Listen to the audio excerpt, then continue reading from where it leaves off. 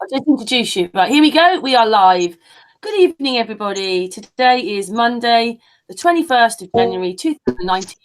Our Patricia and Flat Earth Dude should be joining in a little bit.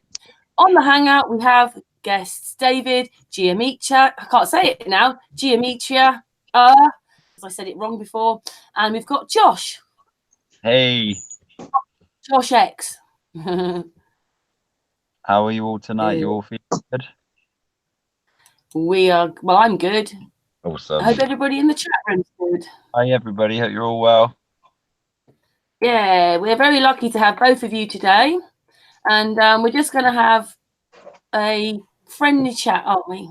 Yeah, nice chit chat. And then a little bit later on, David's going to explain about his website, which is Sovereign Paralegals. The short is SPLSPRO.com, his webpage. But we'll talk about that a little bit later on. Everybody check it out and sign up. Trust me. There's a lot of work put into that, a lot of hours and a lot of mind. Brilliant. Have you had a lot? Have you been frequenting the site there, brother? Thank you. It's brilliant, mate. Yeah, we've just gone past our year anniversary. So yeah, we'll cover that later on. We'll get straight into the guts of the matter, if so to speak. Can I just say one thing? A little man said that he loved me today. Josh's little boy. It was really sweet. He loved you. He couldn't not say it, could he? No, it was really sweet. He could see me on the screen, couldn't he? And he was talking away, and he said, "Love you." Slash. It was lovely. It's not every day a man says he loves me, so there you go. So if anybody's got any questions as well, just fire them through, and me and David do our best to answer them for you. And we'll just keep talking until we get some questions, yeah? But we've already done one before we came on, which was bacon, wasn't it? Oh, it'd be a con, mate. It'd be a con. And we'll just keep talking until we get some questions, yeah? Oh, it's all right. Carry on, Josh. Is it lacking? Here we go. Sweet. Hello, Patricia. How are you, mate? Hey, there's Patricia. Hi, Patricia. Oh, thank you. Hello. Patricia. She might just stay quiet. I don't know if she's coming on. Are you going to say anything, Patricia? I'm here. Sorry, I was trying to put the links out, so I had to click onto the page again. Hello, everyone. Hello, my darling. Oh, we've gone live, haven't we? Sorry.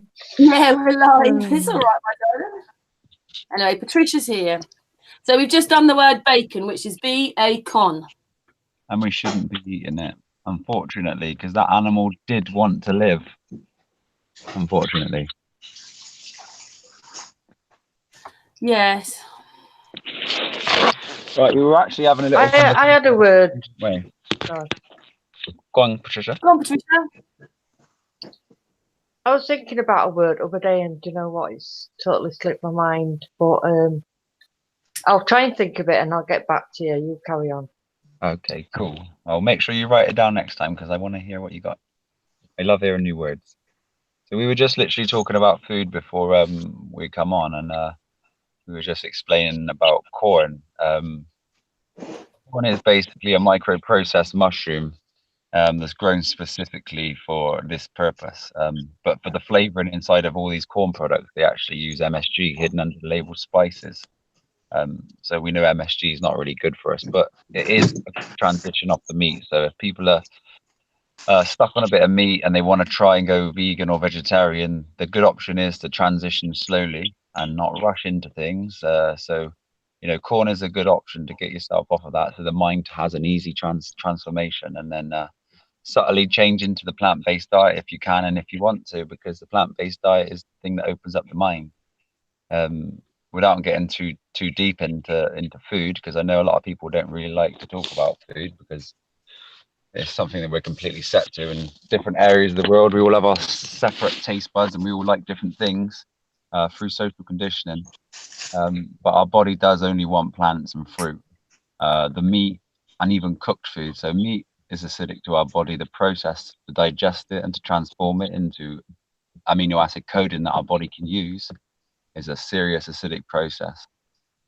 Any type of cooked food, our body has to make the digestive enzymes, because the digestive enzymes have been killed in the food, and that process is quite tolling on the body.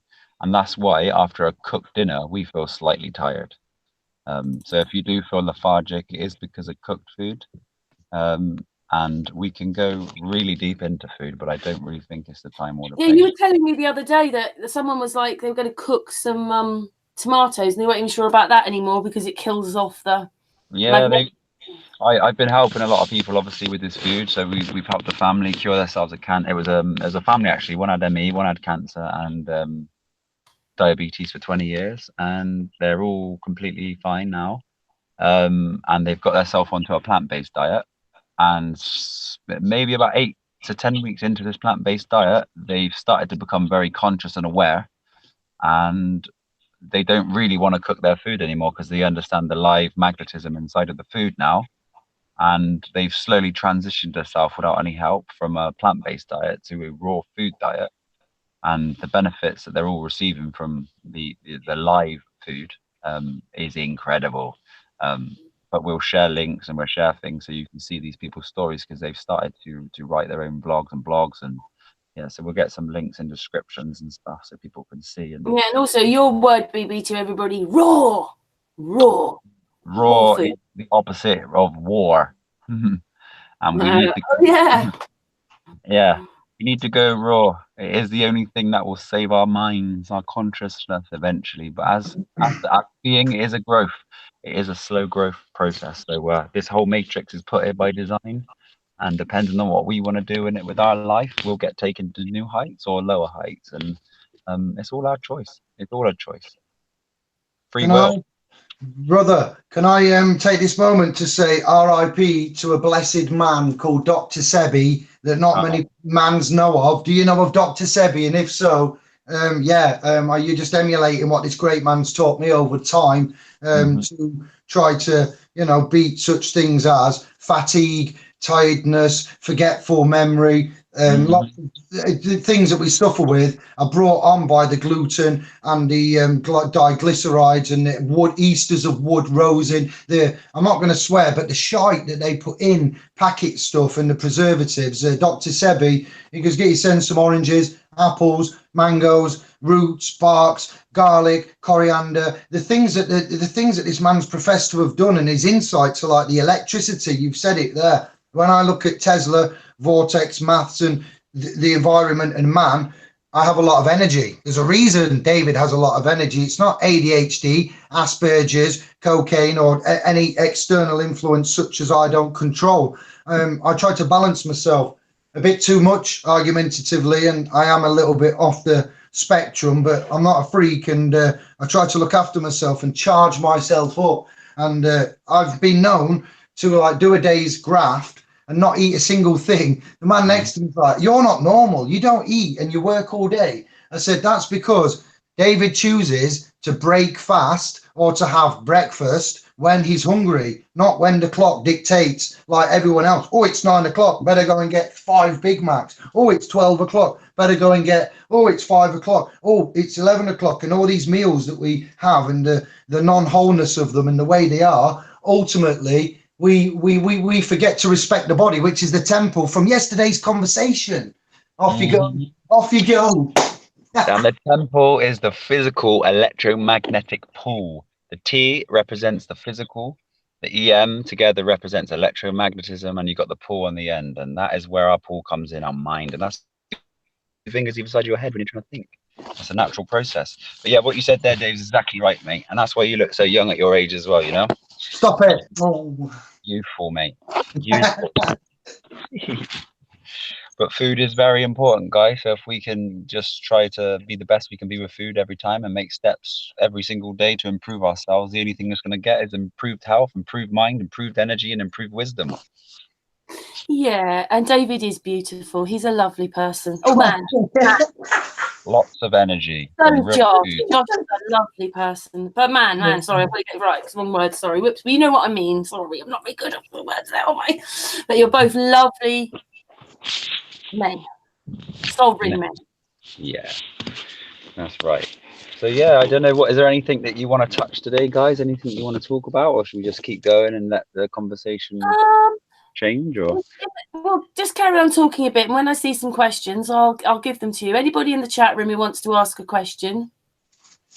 Can we say, when we say ask a question, let's try to not go law and go etymological, language, dialect, instrument type of, not something that you wouldn't normally, expect to talk about on YouTube, I suppose, but something that I'd like to have a night off from the legal and lawful maybe, and go into the, like science, energy. We've got a lot of knowledge between us, haven't we? So yeah, that'd be good. Health, wealth, yeah.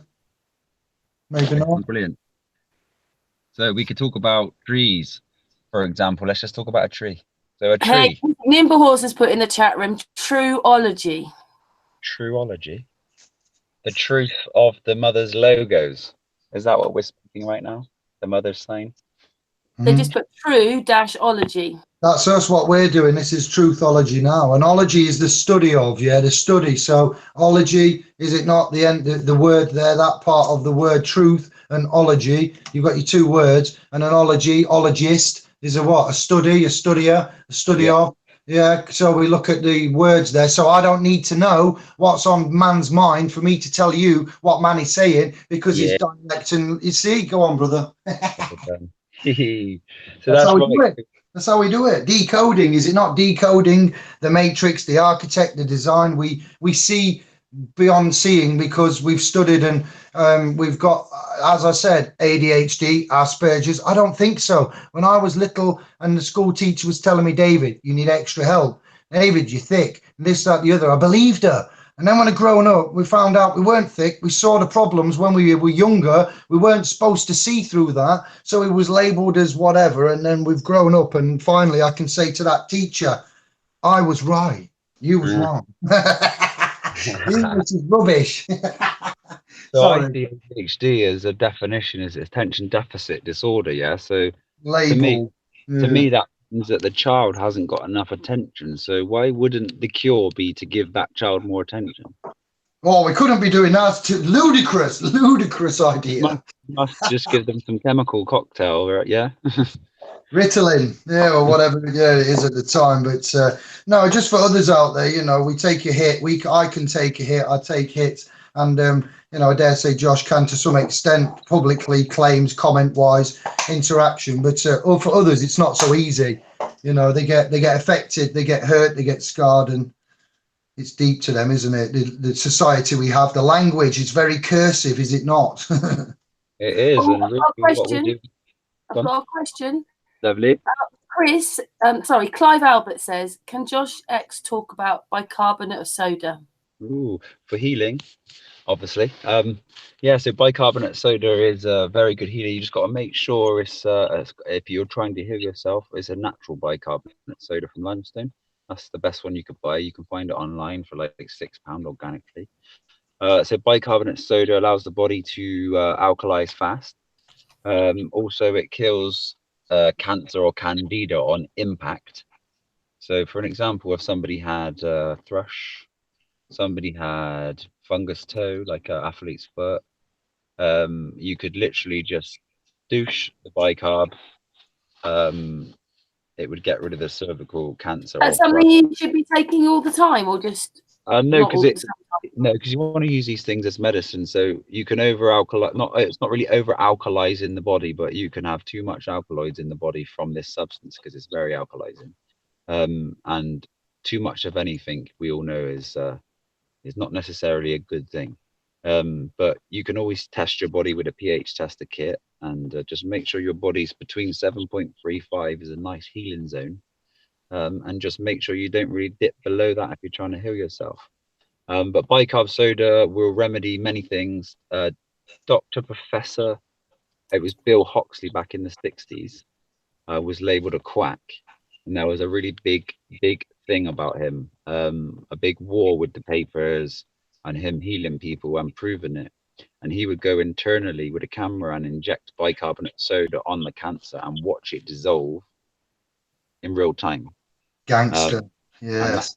That's how important bicarb is. But we need to use this on external and internal if we can reach it. Obviously, I wouldn't recommend injecting it in yourself because you want somebody with the right tools for that job. But yeah, it's a very, very great tool for the modern day industry, and use it for wounds, anything you feel like you don't want to use any commercial stuff for. And if you do feel a bit ill or a bit throaty, then just put one. Hello? Oh, that's the sound of a drop call. I know that. Before you go to bed, and you Oh, no, he's there. if you Oh, Josh, stop. Sorry, Josh, just say that sentence again. We just lost you for a second. just I think so. Josh? Oh. He's there. Can you hear me now, guys? Yeah, that's better. Sorry. I was just going to. No. Are you kidding me? The chemicals off mine because I don't want any sprays or things that I'm trying to avoid. It does actually allow all the chemicals to come off of the fruit because they're not water soluble. If all the spray obviously stays on the fruit because of the rain, so bicarb takes that off the fruit as well. So it's a good thing to wash your fruit and veg with as well. And if you don't want to use roll-on, or you don't want to use any sort of chemicals on your body anymore, it's really great to wash your hair with. If you use bicarb and you rub it in your hair and then you use lemon juice, it'll fizz up in your hair. Leave it on for a couple of minutes and wash it off. For all the ladies out there that like washing their hair and they don't want any poison, it's amazing for your hair. It's amazing to wash with, and if you use it under your armpits as sort of a baby powder, it gets rid of all smell. And for an example, if you got meat, because we only really smell because we eat meat, just tap it under the armpit and you won't smell for 3 days, as an example, because how strong it is, and all that is bacteria growing under the armpit. So it kills all of this fungus, and all of our ailments are fungus, candida.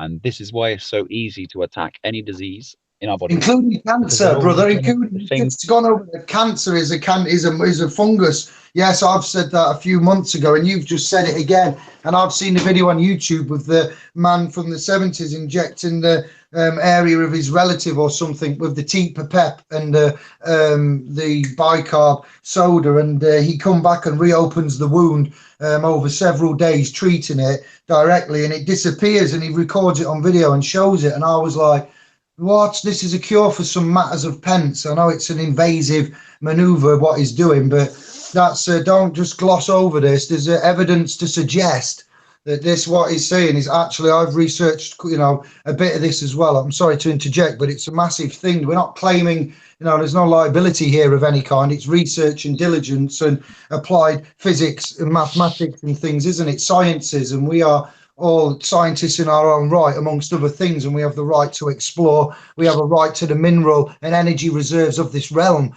as food be your medicine, medicine be your food, Hippocrates and so forth. It's all there for us, for the taking. And I can confirm I agree with what you're saying, not confirm. On the same level.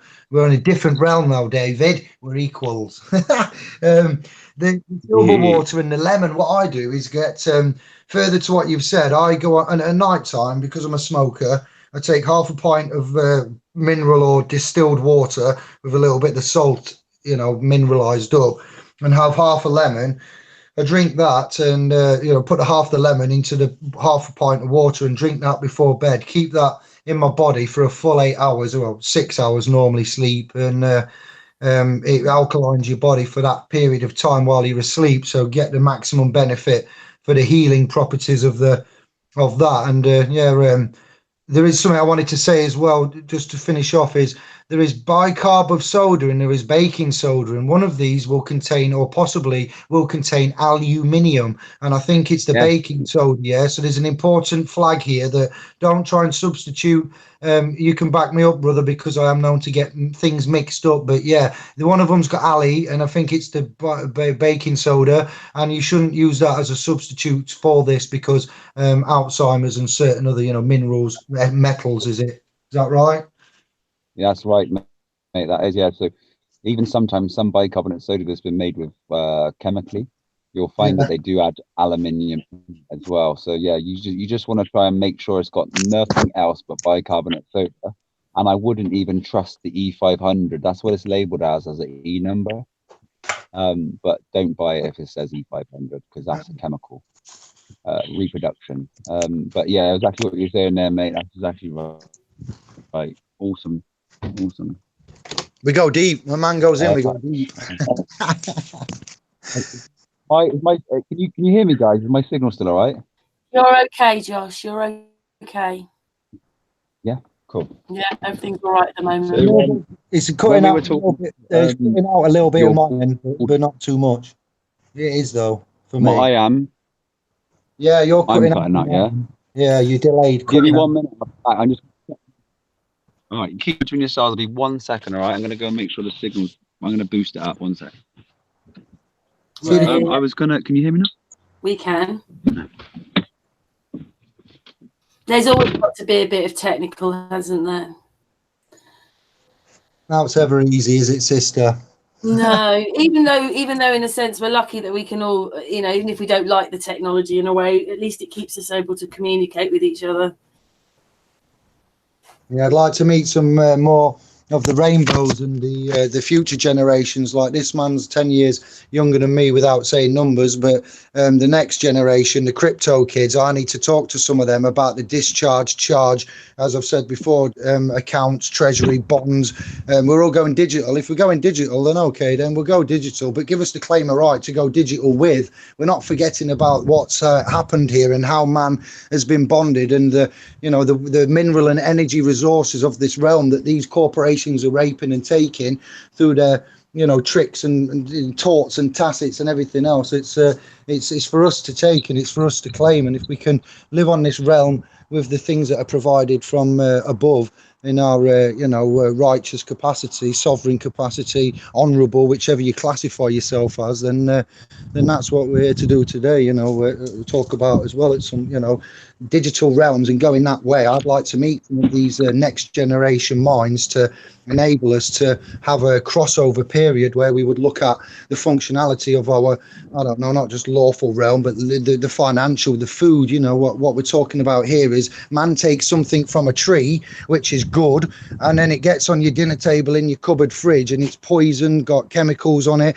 I'll wash it off under the sink. Man's just said it don't wash off because it's designed to resist rain. What? So yeah, it's just, you see how inceptive this system is in many ways. It will infract on some area of you, the rights of your life, and hurt you in some way by proxy of, and that's what disturbs me, that those of you out there that think you're untouchable and you're not doing anything and you're not contracting and you're not being poisoned.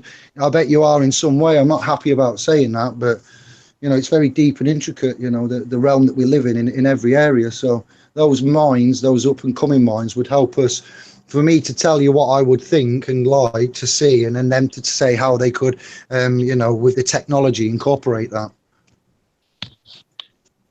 I'm all back now, guys. I hope you can hear me better now. Yeah, that's all right. Yeah, we got full signal now. Sorry, I missed that, Dave. I'm just saying, to recap, I want to meet some kids, some crypto kids, and the new age minds, and get them to have a chat with us about the communes, the common unity, the reserve bank of sovereigns. When I say that, I don't mean a bank full of gold coins. I mean a bank full of sovereign resources. Well, not resources, but we are saying we are a resource, so it is kind of a resource with manpower, homes, funds, food, education, good, honourable, honest things. And I'd like to implement these with the sovereign council assembly of something that we're doing, that we talked about before. And Karen's doing that with a channel with Patricia and Flat Earth Dude, and you're doing it with what you're doing, and you work up to press, and I'm doing it with the .com and the trust technologies and things. So we're getting there. We are realizing that we've only got ourselves, but if we've only got ourselves, and what have we got? We haven't got a great deal, and they've got a massive gang and armory and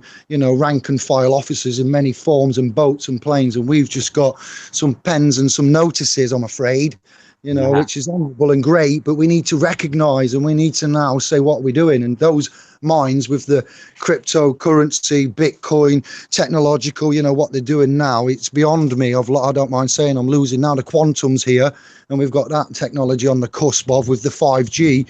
I'm about ready to say I need backup to understand, you know, we've gone long gone has it gone past Tesla, the wholesomeness of that and the zero and the harmonic resonance of the realm that we live on, and utilizing this, we've gone against it and against ourselves, against the source code, and now we're paying the price and we're wondering why. But you know, I'll leave it there and yield. Yeah. You see how I see this, the place we're existing in now. I see that we're all individual universes, and this is a multiverse. And our heads are our own experiences, and we all have different thought processes, different lives. You know, this whole system, this matrix that we exist in, is perfect. I see it as perfect only now. It used to get to me, and it used to make me feel stressed, suppressed. I used to look outside of myself for answers. Always think, when's the world gonna wake up? Chemtrails. When are we gonna stop them? When's this gonna happen? And then one day, I got to nature and took some time out, and it all made sense to me. So I see this matrix now as in, depending on where your mind is at, the matrix will have a place for you. And then until that mind is open, there's just different levels of deception, different levels of traps, and different levels to take you to new heights or to drop you. So how I see this life as being a virtuous system is, if we are virtuous in every action we do, we can only improve our avatar. Everything we do on a day-to-day basis, if we choose to go to work because it is a choice in everything we choose to do, we're choosing to lose our time, and we're choosing to disconnect ourselves from nature. And if we drive to work in a car, we've chosen to do all these things, and we've chosen to fill our cart with petrol. It's very hard to do it on our own. I've done it on my own, but doing it on my own allowed me to have answers, and I just want to share things with people. So for an example, I just want to put this out there today because this is how easy it could be for so many people. We're existing in neighborhoods around us, and we don't live near any of our neighbors. Well, sorry, we live near our neighbors, but none of our neighbors are our friends. And say we live in a street with 30 or 60 people that we know nothing about, and we don't like to, we all stay behind our closed doors, etc., right? But if you had 10 people with 10 mortgages, for an example, and they only had £100,000 in their mortgage, right? Those 10 people who want to work together could sell their houses, and that's £1 million. And with that £1 million, you can all buy a piece of grazing land for yourself. For example, maybe 20 acres for £50,000. And then on that land, you can put log cabins that do not need planning permission. So a log cabin for a family with 2 bedrooms and a nice bay window, a big lounge, a kitchen and a bathroom, fully set up, will cost you around about £25,000 to £30,000. So for 10 people, that would cost £300,000 plus £50,000 for the land. There's £650,000 left for that 10 people. £650,000 in a bank on interest will get you around about £1,500 to £2,000 a week interest. That 10 people could never spend that £2,000 a week interest working together as a community. Also, that then builds up in an account. Then you can travel the world. You can go places you want to see. You can go anywhere you wish to see. You can grow your own food. You don't have any spray. I mean, the realm we live in, even the farmers collect all the poo from the council and spray it all over the fields for crops. I mean, we're eating our own poo. With all the cocaine, the drugs in it, and God knows what. Oh, Dave. Sorry, go on. Sorry, brother. That's exactly right, mate. That's the thing, though. We're never going to get ourselves to where we're seeing in our sight unless we make these steps. So we'll always be in the same position, because what we need to do is get up and walk out of this realm, just like Truman did in the Truman Show. Unfortunately, we're at such consciousness levels that we keep looking outside of ourselves for these answers, and it is within. And when we take these steps within, the answers come. So that could help a lot of people there. If there's I don't know, 10 people that hate their job and they've got a little bit in their bank, you can just find some more people, or even contact us, because this is the movement we're trying to set up now. And we can all work together to get ourselves a nice piece of life until we figure out the next stage of this game.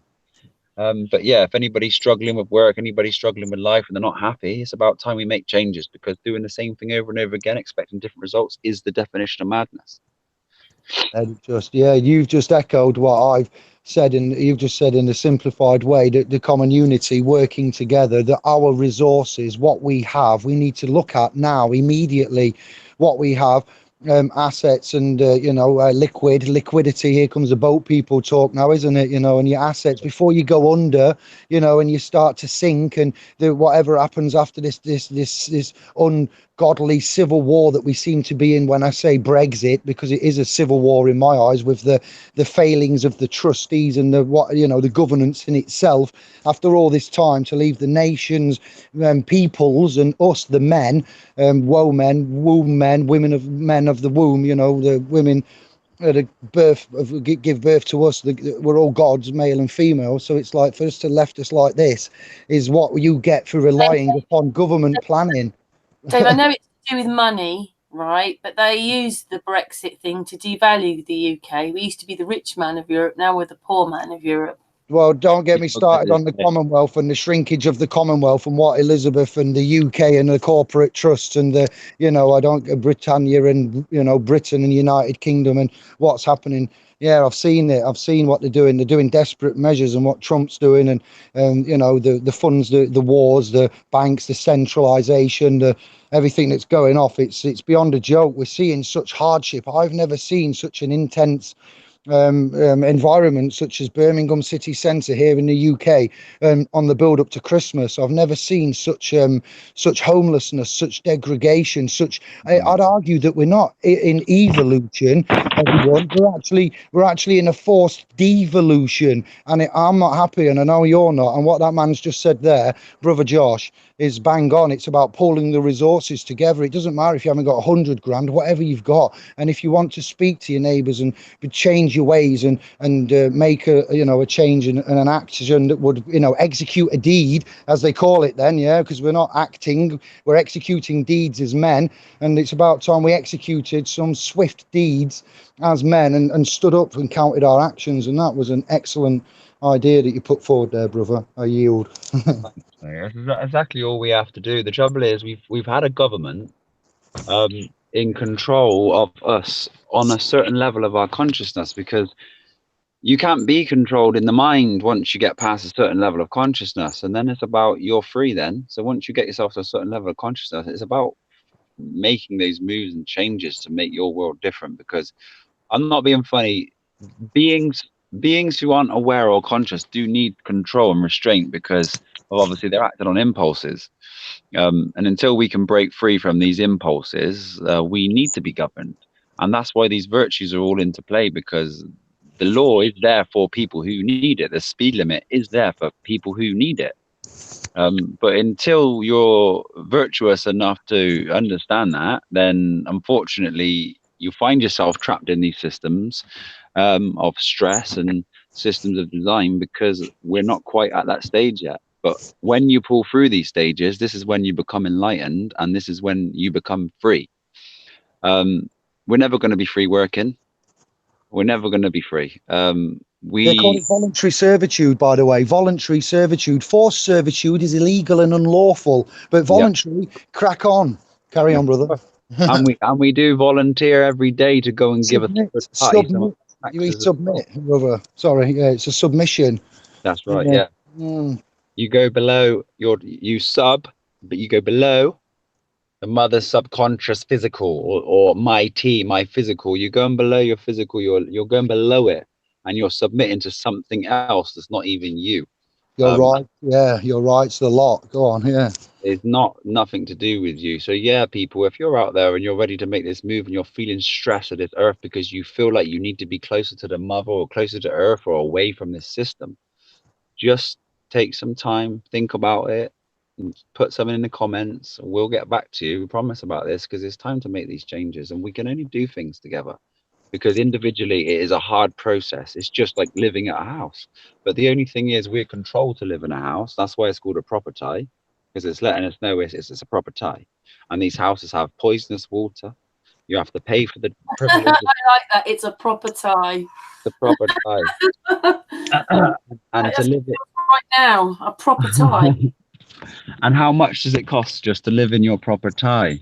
So much money. You have to go to work just to maintain that tie.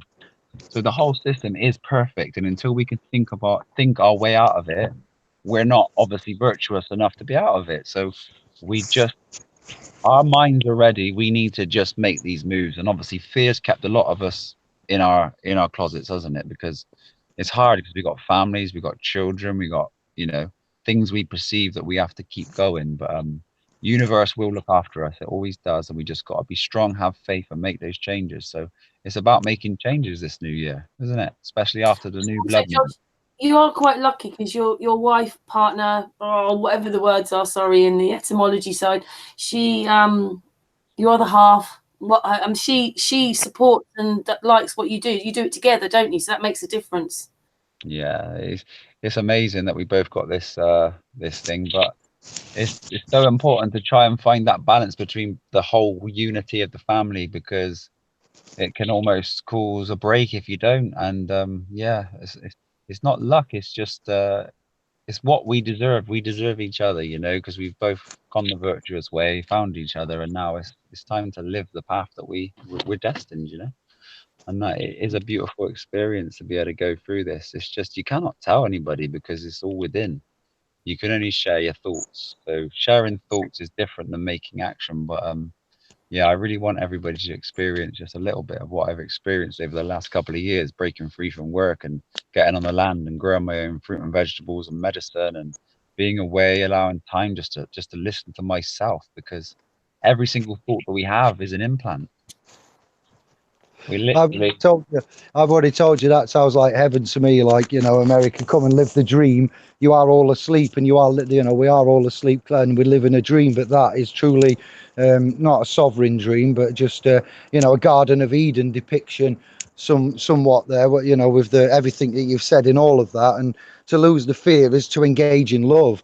And when man, before any of you try to love or help or assist anybody else, if you're in a state of status and mind, which I'm aware because of my line of work, so I'm not being doom and gloom, but I just want to say that you need to perhaps address some of your own demons and your own barriers that you have, and love yourself ideally, and talk to your family, and stop drinking and smoking weed and whatever it is, and focus. It does take a lifestyle change, but most on this channel and the viewers and subscribers will already be doing that, and this will be just falling on deaf ears. So it's a continuation and a determination and self development. I, more than any, I've gone through quite a lot, from being a DJ on the Isles and drinking raki and whatever else, and being materialistic and going to the line and avenues. This has took me by surprise, and to meet great men as Josh and you, sister Patricia, Karen, Flat Earth Dude, everybody that I've met and had a chat to him. There's some great men out there, women, men, minds, and we've got the power. We have been invested. I can't explain to you I told you, Josh, yesterday, the craziness of life. Family. That's the one. Yeah, we are. And it's a family, whether what creed, or we're colour conscious, too colour conscious. We see colour and certain things, but yeah, the love and the losing of the fear. If you know about the Hegelian dialect, anybody, that I stumbled across after the Emerald Tablets of Thoth, and when I crawled out the halls of Amente, wow, it's just what we've got before us is yeah, Josh, you're right there. What you inwardly project, you outwardly manifest, and that's the key there. And they've locked us off with these films and ideologies and these Black's laws and Black's dictionaries and black arts and occultism and black judges and black officers, and it's all done in a way that we don't Black see. magic. There you go. You know what I mean? It's done. They're very crafty. The television tells you, I'm telling you, it's everywhere. That's what I mean when I said before, if you think you're immune from this, you are not. You're being fully on. You think you are, but you need to redress it. Your diet, your food, your education, your thinking, all of it. But what I was going to say is that what, Josh, you might be able to back me up on this when I say it was when we had a chat with Brother Santos and I was confirming a few bits and bobs. I said that the etymology side of all of this is a saving grace for the Anglicans and the Anglo-British Brit I am, you know, whatever you want to say that isn't a person in a UK affiliate, because it gives me now the clues. When I see words, they jump out at me and I see what they really are. And, you know, we're quite fortunate in the mortgage side of things, you know, and the way that they've done it, they've almost layered in like a little, you know, architect's design is what I call it, and the language and the Latin, the Greek, you know, Poseidon, psoriasis, what I was talking about earlier, that comes from Poseidon, that's Greek, you know, the Latin, the English, and the way that it's done is like, there's almost like a little path in my mind now in this, the structure of it, but it doesn't make it easy. It's just that there is like a little key, there's a way out of it, you know, there is a back door, you know, and the Trojan, the Troy of ploy, and we've got a sovereign, whatever, honourable way of looking at things as well, with the immediate remedy to your current situations, health, wealth, and legal, and then with a long-term view to building up something of substance, which isn't anything like this. I'm afraid it'll be something that you've never seen before, won't it, Josh? Yeah, mate, people haven't got any idea. We haven't lived through it yet, you know. People can't fathom what's coming if people are willing to take those steps, and that's what people need to do. If they just can break that little bit of fear, you will live in heaven, man. And I'm not being funny. We will have a base here in this country because we are all here at the minute. But with the amount of revenue that we can develop from having just 10 people pulled together, we won't never need to work again. We will be doing things that we enjoy. But we could travel the world, see the earth chakras, go to the temples, go to everywhere we've ever wanted to be. And all we need to do is leave work and stop living in a proper tie. That's all we need to do. I can really genuinely assure you that, guys. I have all the answers, but I can't just spit them out here. But if we start talking together and we find people that are genuinely interested, we can make this happen this year, guys. I'm already in the middle of getting a field for myself in this country now. And I'm going to be doing it myself, but I don't want to do it alone. I want to be doing it with a big family that's here to look after me as I'm here to look after them, you know. Oh yeah, we were talking about that the other day, weren't we, Josh? Yeah, it is about each other, you know. Together we can do this, guys. Together we can literally manifest our own dream world, and together with the minds that we've got on this channel, we can take it any height we want, anywhere. It's just yes, anywhere. I kind of had a feeling myself, but I'm just not quite ready yet of doing that, which I was telling you about. But it would have to be done in the West Country probably to afford land. But I won't talk about it anymore because I'm not quite ready yet. But yeah, I have that feeling myself. You know? Beautiful feeling, and when that feeling happens, it'll just keep bugging you until you do it. And unfortunately, people don't necessarily listen to this, and then they end up living in regret, you know.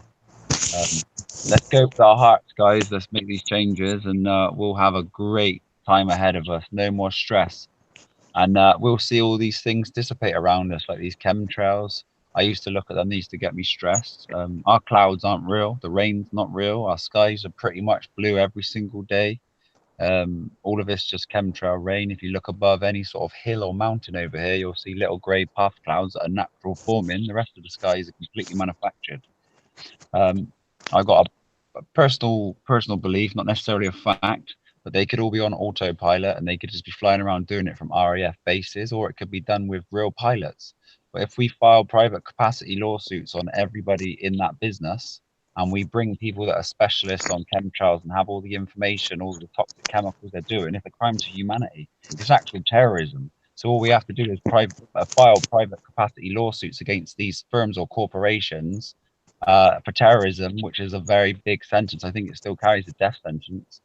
I don't think people will be going to work. So we'll see the skies clearer as soon as we do these things. So people, we need to get together. I've got this feeling that they might do it in the UK because, you know, we get such a view of the stars and what's going on. You know, like in America, everything's stretched wide. And so I've been to Denmark and the Big Dipper and things are over there. You know, for us, it's all above our heads. I'm sure they want us cloudy here, so that we can't work it all out, or not enough people are working it out. If you don't, if it's cloudy, you're never going to look up, are you? Well, that's the thing. People don't have an idea what is the sky anymore at all. I mean, for my whole life, I've been observing these chemtrails since I was quite a young boy, maybe like 14, 15. And I've been talking to people about them since that age. And people just say to me, "Oh, I never really looked up, mate." Okay. And I used to get engaged in it a lot, and it used to sort of bring me down trying to make these people aware. But I know it's all a transitional process now, and these chemtrails woke me up. So I'm grateful for them in my process here. So whether we got to leave Babylon ourselves and get out of here and find ourselves a bit of land that's not near any commercial places, but we'll all know when the time is right, and we'll be doing these transitions together as a big family, like I'm saying. So I do like that option that you said about the log cabin. I'm sure Keith in the chat room, GoPro, he's been looking at log cabins. I have a friend that builds them. So yeah, if you do want any log cabins or you're interested in this idea, we'll just get chatting, mate. Because these things, if you're interested in it, can happen very quickly, and we don't have to wait a long time, and we can be living on a field. No planning permission either.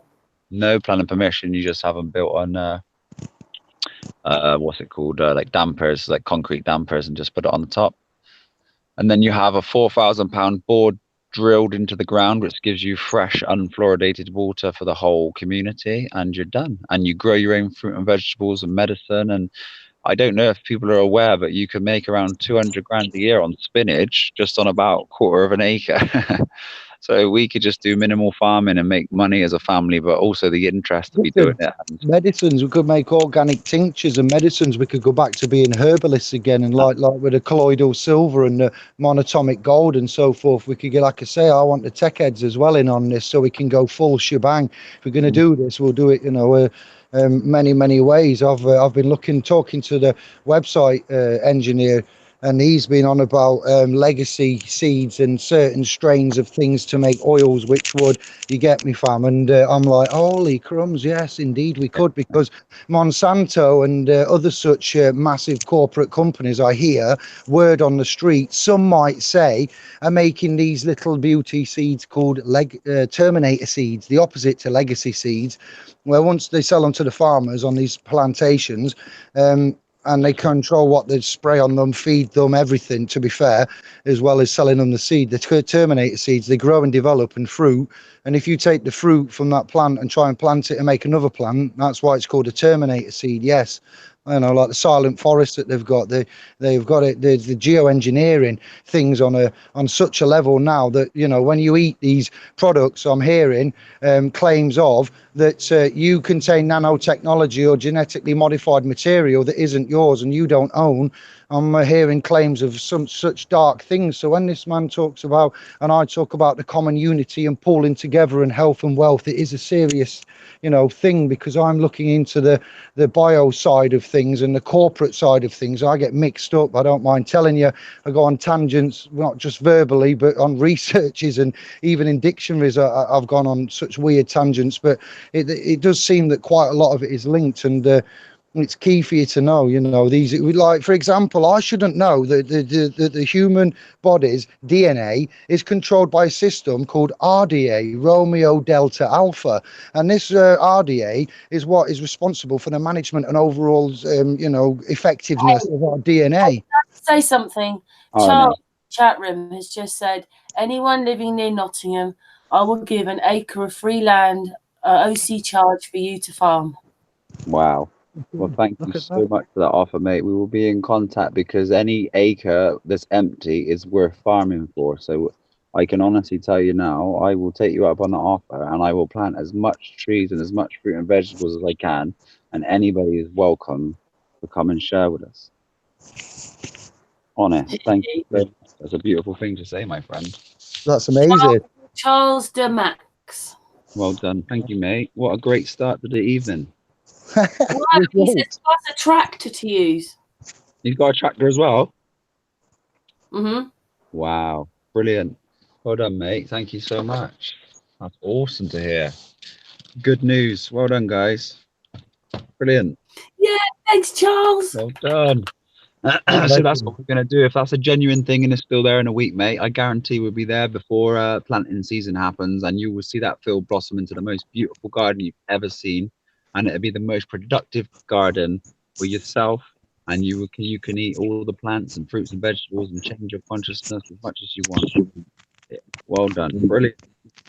That's going to be amazing. Also, I'd like to share tips with a couple of people as well. If you're avid gardeners, a lot of people use symphenoids to garden. Symphenoids kill all life in the soil and only allow the plant to uptake symphenoids.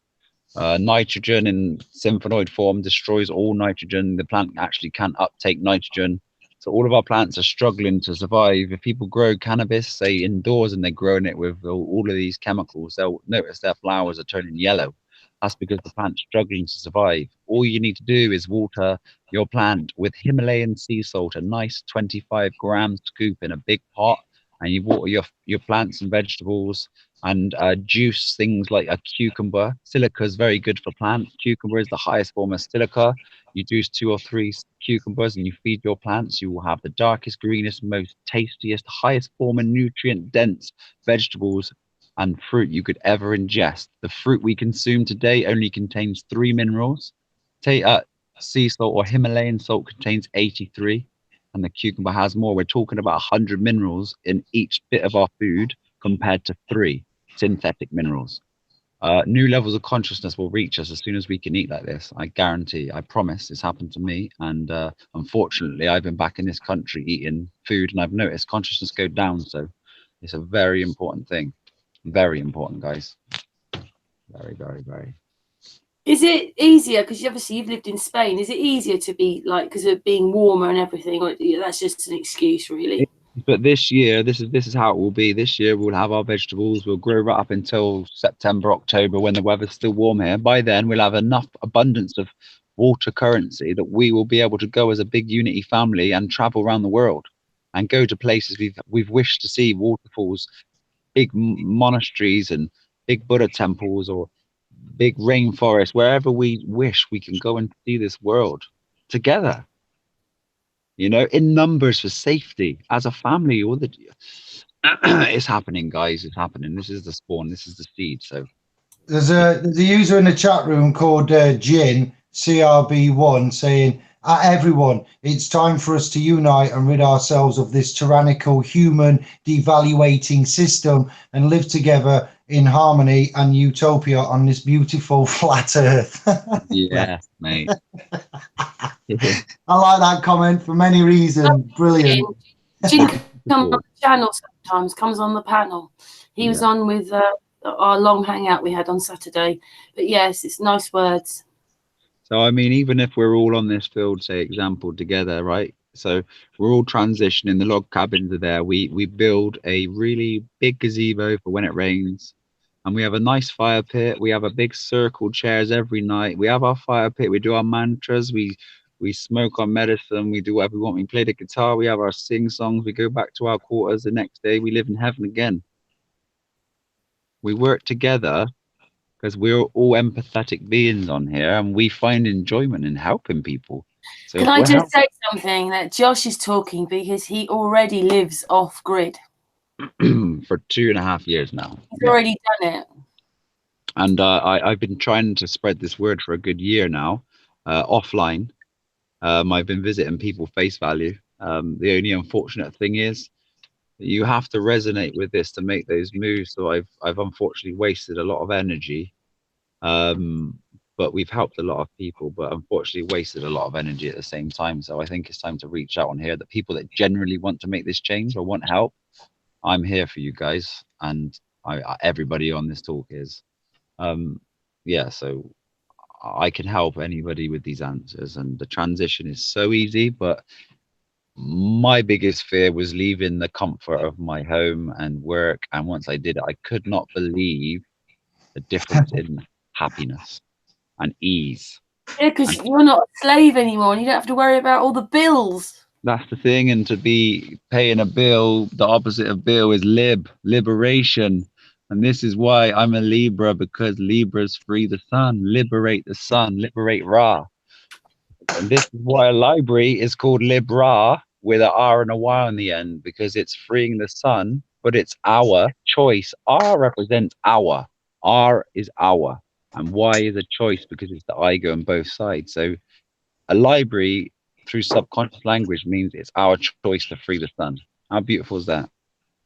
The sun Wow. is, Just to say, Animus in the chat room says that they've been living off grid for 5 years. well done, well done, well done. Do you eat and grow your own fruit and vegetables? And are you interested in further in the journey with more people? More people? Sorry, I've got a dry mouth because I had a fan in my mouth all night. That's but okay. yeah. It'll take him a couple of seconds to answer. Yeah. Chat room's I don't know, the chat room's about 5-10 seconds behind us. And then, of course, they've got to write it. And by the time they finished, it could be a minute. You have got, well, there is 82 in the house as well. What's your subscribers at? Yeah, he's still just under 6,000, sister. No. Oh, for days, it was like 5,999. 999. We need some, let me check, 6,006. Okay, then, well done. Well done. Oh, yes, everybody. Thank you so much. We've made 6,000 subs. So thank you, everybody who subbed to us. Well done, mate. You built that yourself. Good work. Yeah, that's something to be proud of. We're all family, aren't we? So it's great. And thank you for having us on your channel. It's an absolute pleasure. It's lovely having you. Thank you. It's a lovely family. I do like the Sun and Moon family. Love you lots. Yeah, well, you're all part of it, aren't you? Without you lot, there's no family. Oh, lovely words, guys. Yeah, so I think this chat could probably be about... In a sense, Josh, it's not quite the same as what you're saying, but this group, we can't do it without each other. So this whole channel is about us doing it together. That's all it is, because we've all been separated on purpose for us to have our own virtuous system. Otherwise, there's no meaning to life. If you were given existence, right, and the purpose of this duality existence is to understand bad and good, well, we're here to see both of these things. And it's not until we see bad for what it is that we want to move to the good side by consciousness. But when you move to the right side, this is when the badness leaves us. And this is this whole part of this earthly experience we're having now, is to understand that we should not be bad. And by being good, everything is fixed. And then we can go on and create our own world in peace and happiness. And that's why we are all gods, but we are in a creation. And this creation is a perpetual creation until we can figure ourselves out of it. We'll be recycled, we'll be recycled, we'll be recycled until we can figure out and be conscious of our birth, death, rebirth, and then we can exit this place together. And this is what I want to bring to the table when we're all together in a community, because there's so much more to me, but these things I can't really talk about because it's Exodus, movement of your people. Anyway, we don't respect the other system anymore, do we? Especially once you realise this is birth and death certificate and that they're trading on you since birth. And in fact, even when you have a mortgage, they've taken a life cover out on you so that when you die, they get more money. And yes, you've come a long way. Go on, sister. Yeah, but why do we respect that then when we don't even need to be in taxes in the first place? No, but it's all choice we consent through ignorance. See, and once we understand this, we don't do it no more. But if we're still doing it, we don't quite understand it, and we're still living in a bit of fear. All we need to do is break that fear if we overstand it, and then we need to understand it and make these steps, because once you've done it, you notice, you can see around you that the police are just Tesco. And Tesco have had a good marketing scheme, and they've tricked you to believe that you need to be doing what they say. And that's all it is. I was telling a couple of people the other day, I just think that now we don't want to live in the globe life and what it means. It's actually getting more difficult living in it. The bills seem to be getting more, or things seem to be going wrong. Not one person I really listen to goes, hey, I'm making loads of money and everything's rosy. Everybody's struggling and got more problems. But is that the penalty we pay for in that system? We don't really want to be there, but we're living in it still. Yeah, that's the penalty you pay for not making your changes, right? So this universe will force you to a situation to make the changes to make your life better. And if you don't choose to take it, you'll be put in a situation where your life's gone down for you to pick up on these signals, because this is all experience here. So yeah, you're only having that experience because you haven't made your step yet. And this is your universe trying to push you again to give you another chance to make that step. And with that said, I can relate to that with my numbers, the 3 1s, the number 3, 11, 11. All my days, it's like some days I have like a fit. So I'd shout up at the sky going, will you just speak to me? I actually talk to clouds and stuff because I get frustrated and they keep getting this bombardment. And then, yeah, if I do some harm or injury or something and I don't own up to it or deal with it, I suddenly get some kickback a week or so later and I'm like, oh yeah, I know what that's for. And it's like it's a balance, and you do get talked to mathematics and numbers, colours, synchronicities, shapes, sounds. It's well deep. And something other to add to what you've said is about the wrongness of it all and the disconnectivity from the source, the creation, the whatever. It's I've seen quite a lot of speakers around the realm and on Tube that have said about the sine wave and the sin of nature and the witch's sigil and the signature, and in the etymological research that I've done, I've found a lot of the occult side of it coming into play, and the premise that words was never language, it was spoken always and not so much written down. And when it was written down, it was written down a vexation to man, because it meant that knowledge could be passed between men without speaking. And only if you spoke to me, Brother Josh, in person in a field, would I release to you certain information, as probably that you would to me. We'd have no mobile phones on us, and we'd be in a field and we'd have a proper chat about things that we can't do up until that point in future time. So with that said, the information, written language, words, signatures, seals, stamps, authenticity, authority, authors, it's a long, deep realm, all of this stuff. But we have been far removed through thousands of years of, it's not just happened overnight, and it has been a massive, deep, like it's been a series of well calculated, technical, legal, administrative, perplexing. I'm not going to go through it all now, but I can say from the very first time I saw that Brother Michael Tellinger talk about the alleged first bills of exchange on a Sumerian cuneiform tablet, I'm like, are you shitting me? You're telling me there's a bills of exchange from Sumer? You, Michael Tellinger, I love you to bits, brother, but when he brought that one out, I was like, what? Tells me how long man's been planning this. You get me, fam? What? Since Babylon and before. And then you got the demons that come with it, and these dances, and the dance of Kali, the Californication, and the fornication and Kali, and what's going off in the realms. It's I'm not trying to scare anybody, but I've done my research, fam, and we are outnumbered, and we need to move in many ways, many and fast. And when this man and I and sister and all of the chat room say that things aren't quite right, yeah, just take it from me that I see who's in the driving seat of all of this, and I'm not happy, and I feel a little bit embarrassed, because I think it comes from a place called I'd say Italy, but the Vatican is a separate nation on the landmass of Sicilia, Italy, Roma. The Club of Rome, and what's gone on with this inception means that we need to move fast. And if you have any way, means, shape or form of making any action, then I would say there's a call for this man and contact with Josh. I don't know how you get in touch with Josh. Perhaps you got an email or some contact, brother. And at the end of the show,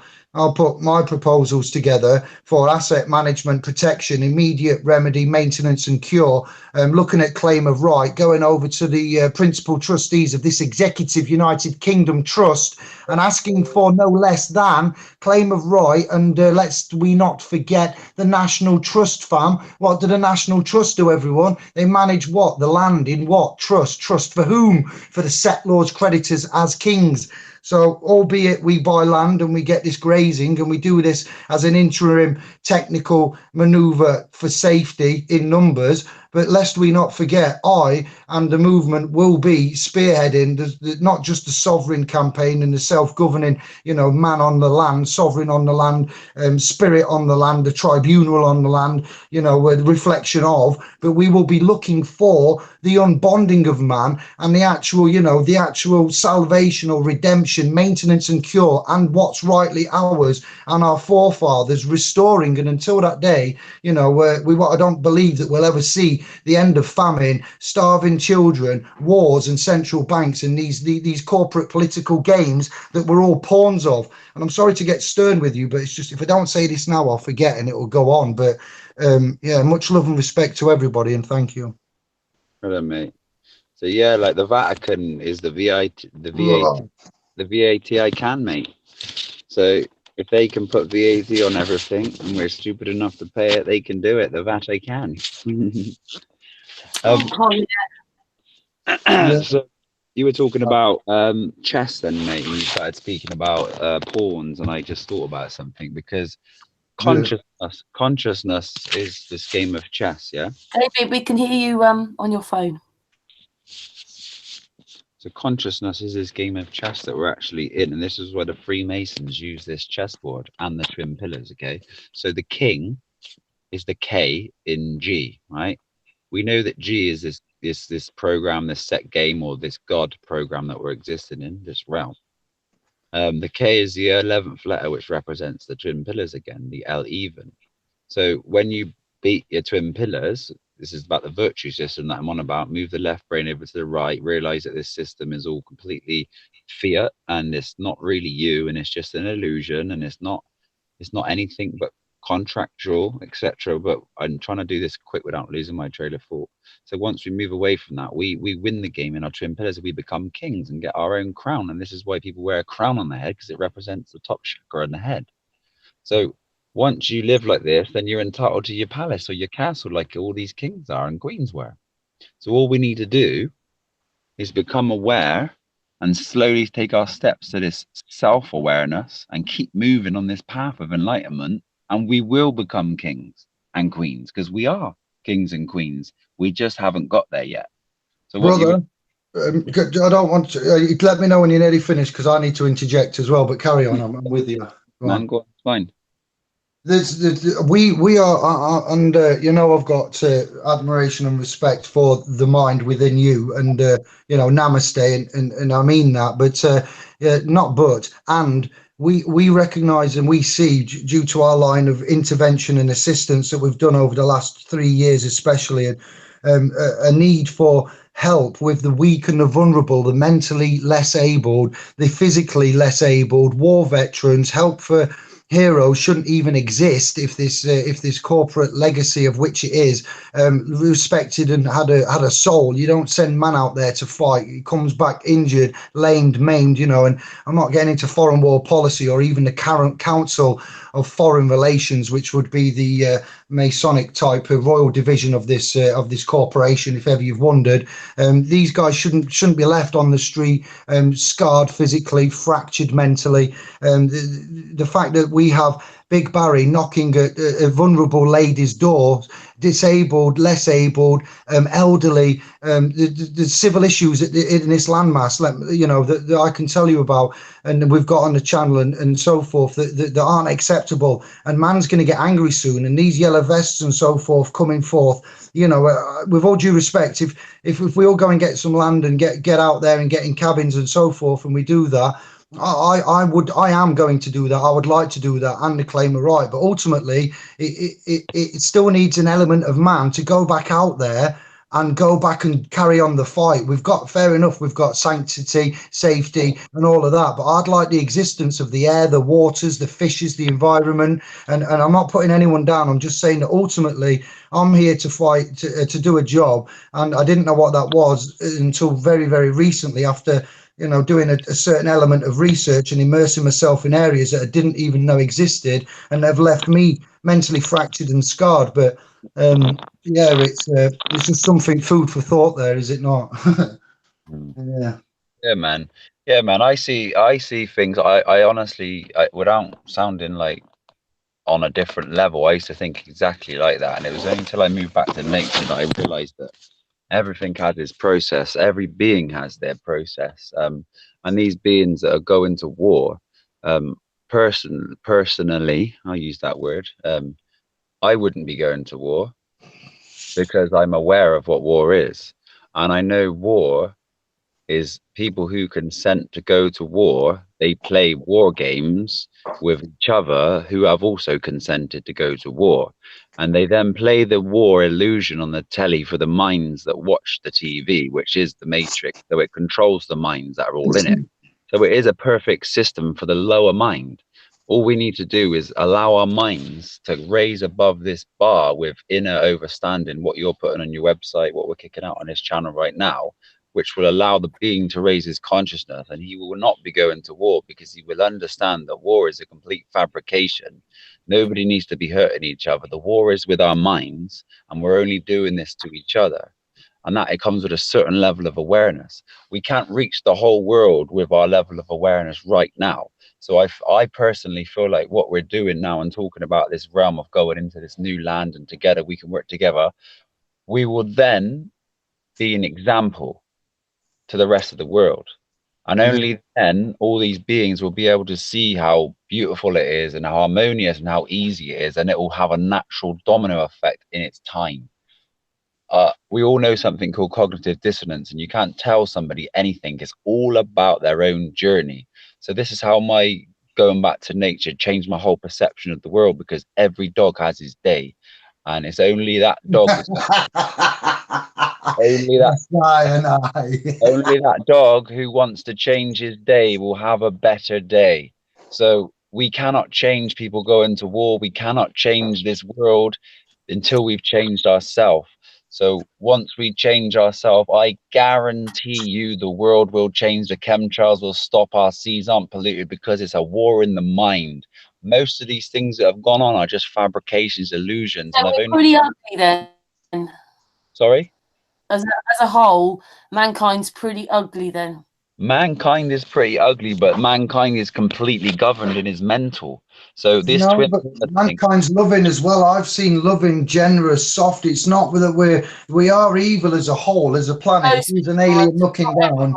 Yeah, that's right, Dave. That's right. We're loving, we're great. We're kings. You know, we're bloody brilliant. To be fair, mankind is loving, genuine, selfless, and giving. The left brain programming that we have attached to us is not. We've been invaded. We've got a virus running among our language, our sciences, our religion. Darwin's theory is just a theory. So why are the 12 and 13-year-olds learning about that, saying to me, I'm like, well, do you know about rhesus negative, rhesus positive? Do you know about the Anunnaki and the Nephilim? Oh, no, they left that bit out in the, in the indoctrination camps. They don't even teach children the spin of the globe. We're supposed to be living on a globe, remember? They don't even teach them that. There isn't one. The lies. Then look through it. Perfect. Honestly, look at the system, how it's designed. And then it takes infected. We're infected with stuff. Go on, brother. Yeah. So I see all that as a perfect design. See, how can a man ever find himself to become God if he can't see the duality aspect of this world? So he's born into this sin sine wave. So he sees all of this negative stuff, and only until this man becomes self-aware and conscious that he can actually work his way out of this to understand. And then when he does that, he's able to then go and create. And once that man has beat this twin pillar, 11 or 11, the two twin pillars in Freemasonry, this man has the tools in his mind to go and free himself and whoever wants to join him. And I feel like this is why kings had whole communities back in the day, and a king would live in his castle and he had all of these people around him, because the king was the man that worked his temple and he understood everything, sort of like a guru, like a darkness dispeller. And all of his people wanted to live around him, but they didn't understand what he understood, but they loved his ideology. So this was the king in his castle, and not his peasants, because that's a nasty word, but his fellow men that weren't quite aware of what he was, but they understood his ideology and they wanted to follow it.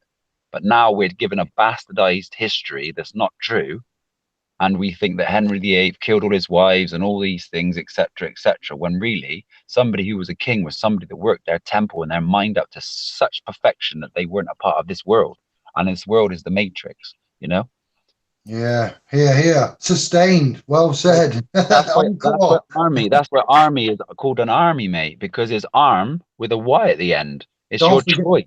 Well, don't forget, when you are born and birthed into the legal realm, what do they call you? An infant from the infantry, the general militia. You're an infant straight off, born under contractions as an infant in the infantry, as a ward of the state in a military installation. It's just bizarre, and the bit that, do you know, one of the something to share with you. Somebody was telling me about the research about the legal status of placenta after birth, and that it goes deep, with these legal bodies and certain things. It's nothing really shocks me anymore, but that kind of did. I was like, okay then. The place you enter, isn't it? The placenta. Well, yeah, that's it. And the validity of it all and the legal status and whether or not it's land and bonded and whatever, you know. I mean, I can tell just by listening to you then, you had such an image in your head that you wanted to share and you had to try and find the words to share it, but you understand it, don't you? Yeah. It's very hard to get these things across with language, isn't it? When you've done so much the hard babble that work. we speak. Yeah, I'm speaking babble. I'm not speaking legalese or anything like that tonight. No, let me tell you. Yeah. So what? Yeah, this whole system, this whole Babylon's been here from beginning. This whole system has to adapt itself and change, and language changes because it's a new type of being. But it always has to. How can we say it? Before we weren't as conscious as we are, and we keep getting more and more conscious going back into this new age. So everything's changing all the time, but the systems were the same back in the day. People were slaves through consent. Always, and they always had a chance, but they had to use their mind, and until they managed to get grips of their thought processes, they never had a chance. And this is the thing, I can honestly say this without no disrespect to anybody, we haven't had an original thought. Like, everything we've seen, everything around us has been given to us, right? So when we beat these twin pillars and we dissolve their programming, we create such beautiful things. And I can honestly tell you on here as well, when we get this land, I'm ready to make vortex mathematic machines. I'm ready to make perpetual motion machines, free energy devices, flying saucers. Yes. All of these things are so simple, so simple. But we just need resources to rightfully establish the source, and the source will be so you'll see the ether. So one day we're going to see the ether together, but right now we're building that time. So yeah, we just got to keep doing what we're doing, and I feel like the air's changing right now just by speaking, man. I hope you all feel it too, because the word has to be spoken first, the thought, then the word, then the manifestation. Yeah, in a sense that you are free to go where you want as long as you can put petrol in the van, isn't it? Really, the world's your oyster. I can tell you now, I'd want to drive if I was on my own, yeah. But if I was with 10, 20 people, I'd walk with you guys, and I'd have a great journey doing it, and I'd find out so much information doing it, walking past all these trees, rivers, lakes, stopping, spending time with nature. Do you see that? If we're together, nothing matters. We are together and we have each other. But when we're on our own, we need our houses, we need our protection. But if we are together, we can go wherever the wind blows. But when we pull together with these resources and the stuff we have currently in this matrix, we will have so much abundance that we will be able to do anything we've wished together. But alone, we can't do it. Honest, we can't do it alone because we need to be together. All our resources pulled together, just maybe 5-10 people, we can do this. We can change our own paradigm. So let's just start making an example today, and hopefully by April, we will all be together somewhere talking about extremely important stuff way past this and moving forward again. And that's going to happen. It's going to happen. Any more questions? Well, Charles, the person with the land, says, Sun and Moon, suggest a meet at mine when the warmer weather comes. Brilliant. So basically, I'm giving out my email for them to email me, and there's a few other people that want your emails, Josh. But I thought they email me, and then I'll give them that way. I don't want to put your email out on the. Yeah, send them my email, the people. Yeah. Yeah, I will. Yeah. So if he's interested in that, that's awesome. So before the warmer weather gets here, like maybe like March, I'm going to germinate so many seeds. So if we can sort of get together, the time is right to sort of get planting. We could all get... You and David already are planting seeds. Oh, love the pun. So yeah, that's what we're doing. We should be growing all our fruit and vegetable, and even if we don't exist there as a family, we just go back on weekends to gather food, or every couple of weeks, and we just have a great experience. I mean, it's be like permaculture thing in the field. You just let it go. You just plant seeds and they just grow, man, and it's amazing. And once they've grown past a certain stage, you just leave them, and then nothing needs to be done. You don't need to go to work to buy your food. It's insanity. Going to work to buy food that's been shat on by everybody in the country. I know. When you put it that way, it doesn't sound very good, does it? Could you imagine if you was I know there's not really such things as these little grey aliens or etc. But if an alien flew over here and went, oh my God, they're drinking poison, they're eating poison, they're spraying feces on their food. Like, it is backwards here, guys. And all we need to do is put it back the right way for ourselves. Yes, we used to even probably like 30, 40 years ago, eating much better than we do now. But the last 20 years, isn't it? We've become processed. And they have to do that. And it's all through choice, because right now consciousness is gaining at such rates that people have a chance to make such a step up in this paradigm. Yeah, so people that are willing to eat that food, unfortunately, it just keeps them down to states that they probably won't understand things that we're saying, But yeah, when you can get yourself free and you can eat or juice, even like go back to diet, anybody just add a couple juices in a day. If you can do that, you're going to increase your mind to such levels. It's incredible. Magnetism is the key. Food that alive is magnetic, and this is where the secret lies, in magnetism. As Tesla left for everybody, the secret is 3, 6, and 9. I suppose what you're saying is really obvious, because microwaving things ain't very good for you in the first place. But it's a bit like we're all used to this fast life, but really everything needs to be raw. Slow. And yeah, there's no need for fast pace in anything. This is the whole trap, because we're so fast, we don't have time to think. We move from left to right, left to right, left to right. And when we get a chance to actually think about stuff, like you sit down and you say, okay, I'm eating food that wasn't even grown here. Oh, I feel a bit ill. Why am I feeling ill? I'm born on this earth and I'm eating food that's not a natural substance. So obviously my body cannot process this. So where is it going?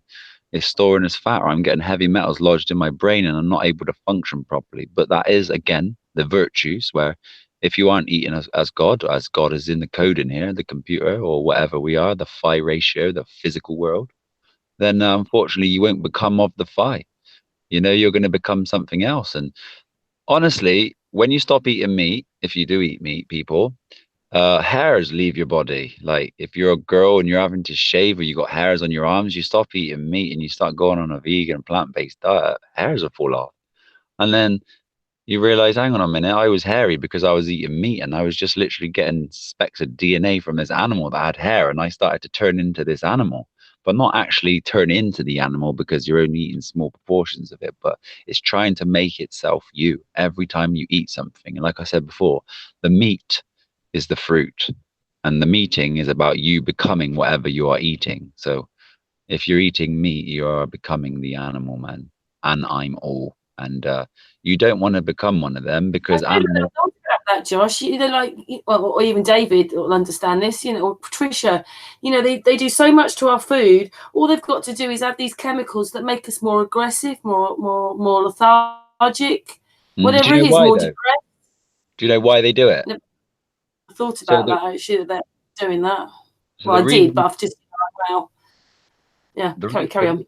The reason why they do this, okay, is back to the virtues again. So if we are destroying the world with our unvirtuous ways by using chemicals or asking for these things in our matrix, then the matrix isn't really putting it into the sea. The matrix isn't really doing the things that we think is actually happening.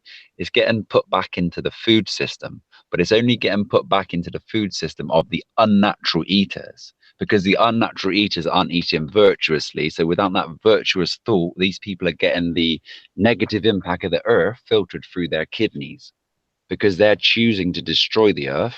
The earth is then choosing to destroy them in a reciprocating cycle. And this is where the virtues will always come into play. If you choose to bastardize the earth will choose to hurt you in the same way until you figured it out that you're right. So you eat an animal, that animal's been hurt for you to eat it. So that animal is going to hurt you. And this is karma action. For every equal or opposite action, there is another one. And this is where it all comes into play. And to be honest, this was a big epiphany for me out in Spain, where I managed to sort of connect with the earth and figure this all out, because everything has a design. It is through design, and it is really to help us. If we're getting sick because we're eating something and we shouldn't, the sickness is helping us to stop eating it.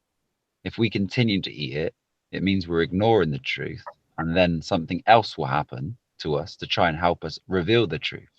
And until we've revealed the truth, we're going to continually go down until we're dead or we liberate ourselves from that, you know? That's how I see it. Oh, I thought, Josh. How I've come to see it, I should have said. Yeah, it took me a long time to get to this point, but yeah, that's how I see it. You know, it's our choices, and this is why it's so important to make the right choice or the righteousness. And the right choice is always the narrow gate, unfortunately, which nobody wants to walk down because it's so difficult to get out of the system of comfort. But if people want to come and fort with you in the same place, then you can have fun forting with them. If you get me.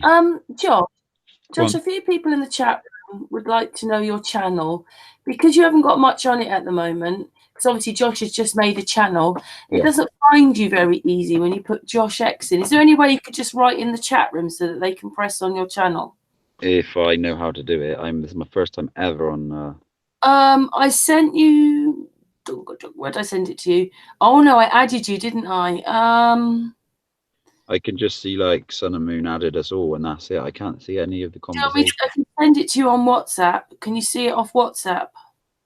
Go on. Or do you want me to I can send it on this back. I don't know how it works because you're on an iPad, aren't you? At the moment, I've got a phone and an iPad in there. So. If I send it to you on WhatsApp, you'll be able to see it, won't you? Because you can press it on WhatsApp. Yeah, go on. I'll send it to you on WhatsApp. Yeah, well, if you let them know by the end, if my channel's just Josh X at the minute, I'll add some of my videos that I've done with you and one other guy on there, and hopefully they might be able to find me better. I've sent you the watch page. Here we go. Yeah, on your phone. Yeah. Anyway, aren't you and David going to get together as well and do a hangout? 100%. Hopefully, if he'll have me up there, I'm going to come and travel and see him because I'm obviously free from slavery and connect in the physical to chat real. Oh, I think he's muted at the moment. I'm there you go, David. Can you imagine you two in the same room? I can, yes, actually. I've already manifested it. It's already been manifested, my sister. It's a field. Say, well, we'll just go and clean whatever it is. Sorry, I don't mean just clean the house, but go off for the day. We'll see you later then. Hey, there you go, everybody in the chat room. Josh has put his channel in. He's Josh X. Okay. And at the moment you haven't got much on there, have you? You just made your yeah, I just channel. made it so I could just start. I've obviously been out of the online. I've never had a Facebook. I haven't really done any research for about 6 years because I've all been internal now. I've done my research from about 16 to like 24 or 5, about 8 hours a day, and then I allowed the rest just to come from within.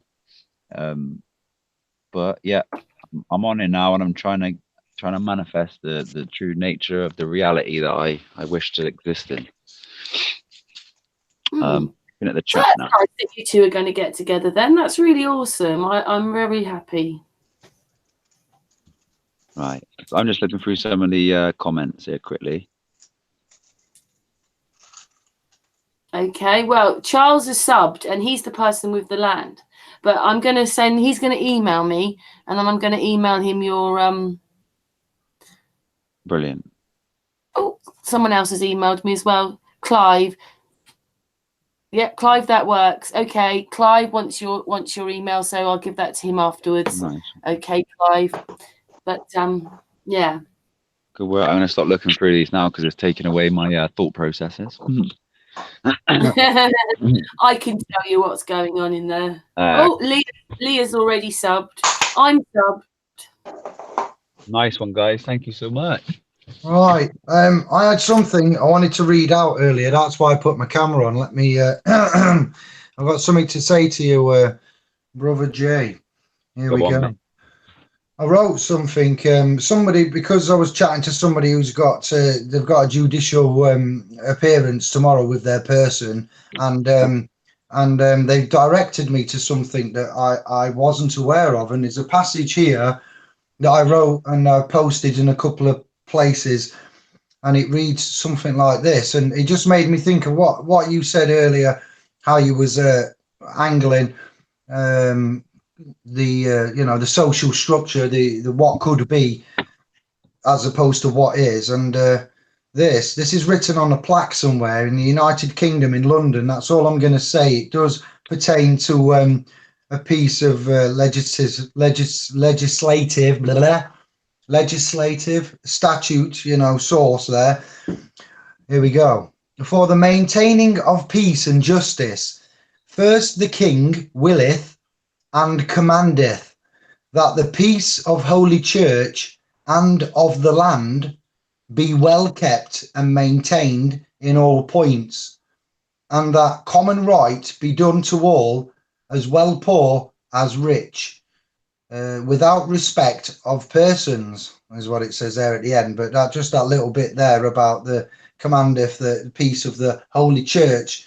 I asked this gentleman today, this brother, I went, well, what are we saying the Holy Church is there? He says, well, think about it. What do you think it is? I went, oh, well, I'm the Holy Church, aren't I? I'm the temples here. So that must be the peace of Holy Church and of the land, on the land, of the land, beneficiary of, be well kept and maintained in all points, and the common right be done. And that's what you're on about there. You're not saying you're better than anyone. You're not saying, and we're not with what our ideology is there, with the reservation of rights and the reaffirmation of the divinity and the connection to the natural source. So I wanted to offer that to you, to say that's what you made me reference, that I thought of that when you were speaking, basically. Yeah. So it's not in respect of persons, yeah?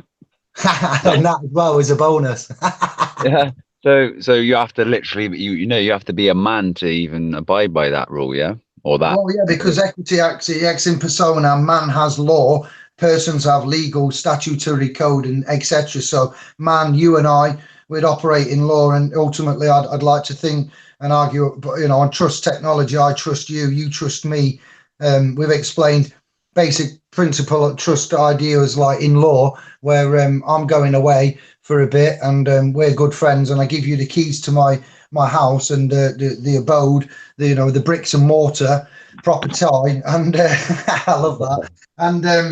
And yeah, I say, listen, brother, I'm going away for a bit. Look after me yard, and when I come back, all is well. I'll sort you some sheets out, pictures of paper, pieces of the Queen. I might pay you in potatoes, whatever you want, carrots, actually, something, whatever you need, I'll sort you out. And you say, all right, Dave, cheers, nice one. So I trust you with the proper tie. Go away. You're the trustee. You don't have actual ownership to that, a allodial title. Let's say I've bought it and it's mortgage free, and I own that, if you can put that there a minute. And you have just taken the responsibility there to look after it and to trust there as a trustee. I'm the owner and the beneficiary, set law beneficiary. And even with other arrangements in life, with vehicles, iron horses, properties, lawnmowers, tractors, fields, you that's it. It's trust technology. It's there. It's how we function and how it goes. Ultimately, it's very basic and simple, and it's not me having a go saying, oh, well, it's taken a long time to work out. It's all very basic and simple, is what I'm saying. It does. I mean, it's simplex, the word, isn't it? Incredibly. Once you've gone through it all, you realize how simplex it was, but you had to go through it to become you, to know this was simplex, and this is the journey of the man. Everybody has to do it, mate, depending on what circle of life they are. And when we pull together as a family, like we're saying, we're going to become, it's like the superhumans coming together. The mind is the power, and unfortunately, if you're governed in the mind, you don't have any power, do you? It's gone from you. And government. I'd say when I get these free men coming up to me going, no, I'm not governed. I'm free. I'm not at all governed in any way. I'm like, well, if that was true, man would be running around like a, for want of a better depiction, a headless chicken, because you would not be governed. And not governed means you have no self-control, my brother. And if you have no self-control, you would be running around like a crazed, animated object with no set pattern, because you wouldn't be governed in any way. I said you wouldn't last long. You won't be breathing regularly. You won't be doing anything regularly because of that. So we are governed, and we have a morality code, a compass, ethics, and we believe that, that's it. As a whole, as a family, there are certain basic human rights and entitlements due to all. And when they are denied, my rights end where others begin. And that's simply, and when we forget these little rules and we put ourselves above somebody else, or somebody's got keys to a medicine cupboard to get rid of something, but the others, the less fortunate, the have-nots, as they're known, you know, don't have the keys to the cupboard. And, you know, it's just incredible. It really is what, you know, these levels of, I don't know, civilization, dare I say, is where we're at. Wow. Yeah. Smart. That's like Wow. in this country, and we're the biggest exporter in the world, and we have been for like 25, 30 years. But why are we growing it here if it's illegal? And who's growing it? Politicians' families. You know, we are the biggest exporter of medical marijuana for many years to the whole world. I think the name is Sugar.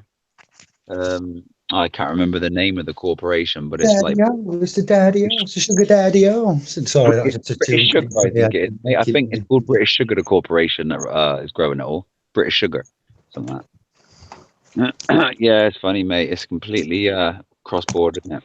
It's absolutely mental. Mental. If you're all mind, then you're mental, aren't you? Go Vern Ment, go. Grug is go, and Vern, Italian for green, Ment, mind, yeah. Go Vern mind. Hey up. We have to let our mind be governed by natural law, don't we, rather than the computer matrix, and that's where we're getting trapped. It's though that knows all this stuff, though, isn't it? It goes against maybe not for those that are really unawake, but for those awake, we know what the truth is, really. But the only you know what the goods and the bad things are. You know what you, and one of them is treat people as you wish to be treated. Yeah. Yeah.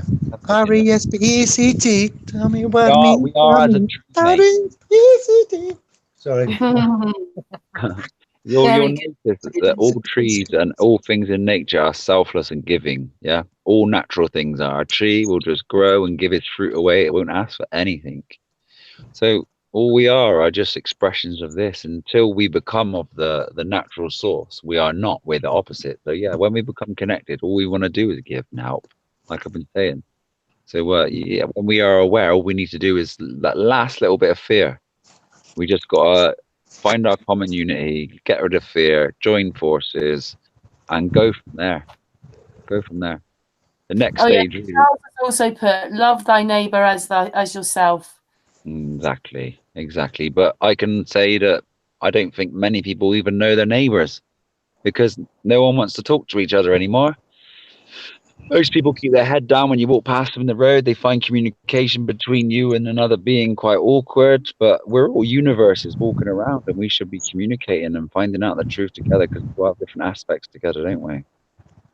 Yeah, that is true, though. I don't really with mine, but it's not because I don't want to. No one out there is that friendly. I know my immediate neighbours, but like everybody wants to keep to themselves nowadays. And to be honest, now I know all this about flat Earth. I kind of do.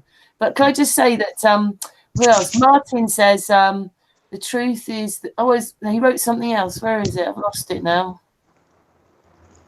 Oh, I've lost it. I thought he wrote something else. We've done that one. Love thy neighbour as yourself. That is the truth is we are all in the same boat.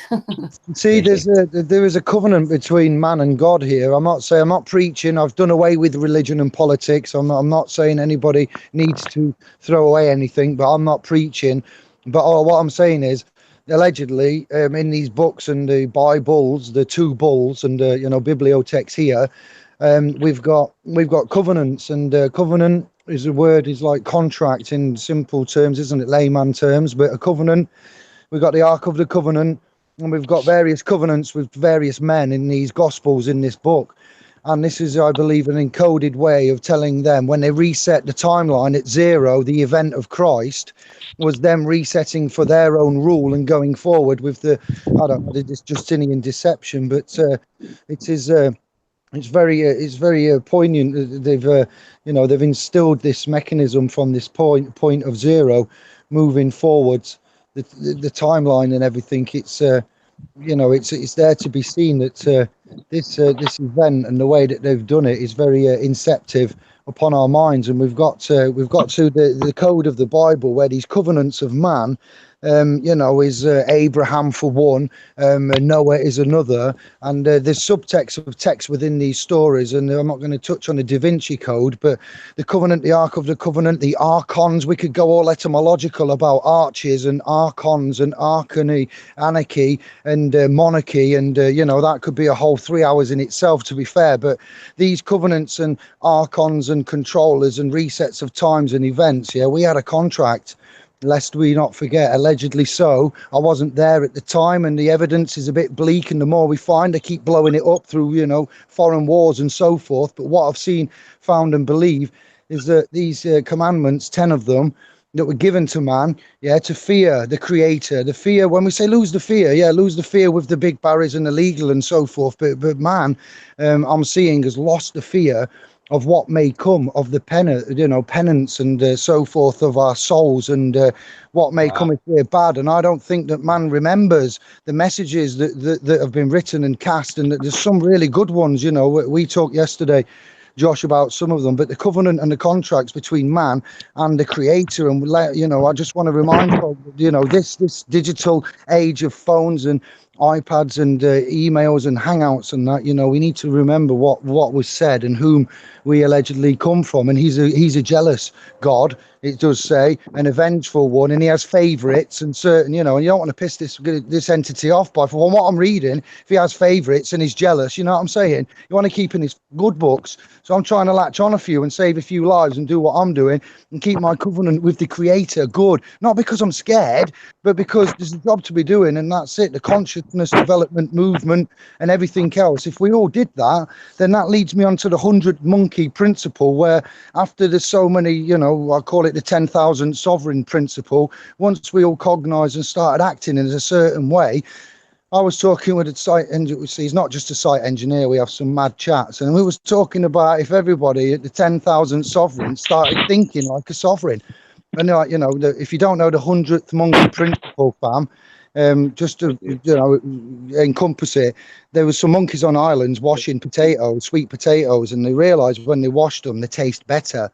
And after some years and some generations, they were being born and already knew how to wash they got the potatoes, and they were muddy, and they went to the sea and washed them before they even attempted to eat them. So that said that on the other side of the road as well, wasn't it? Yeah, the genetics had stored the memory, lest we not forget, allegedly a gram of human DNA holds a terabyte of information, but that's sidetracking. The monkey's DNA had downloaded the memories in that, and then a few years later or some short time after, don't quote me, you need to look at the 100th monkey and look at it yourself, other island monkeys started getting the sweet potato and stopped washing it, and just basically stopped eating it with the mud on and started washing it, and it had spread across islands where the other monkeys could not have traveled to, because they were islands and monkeys don't swim.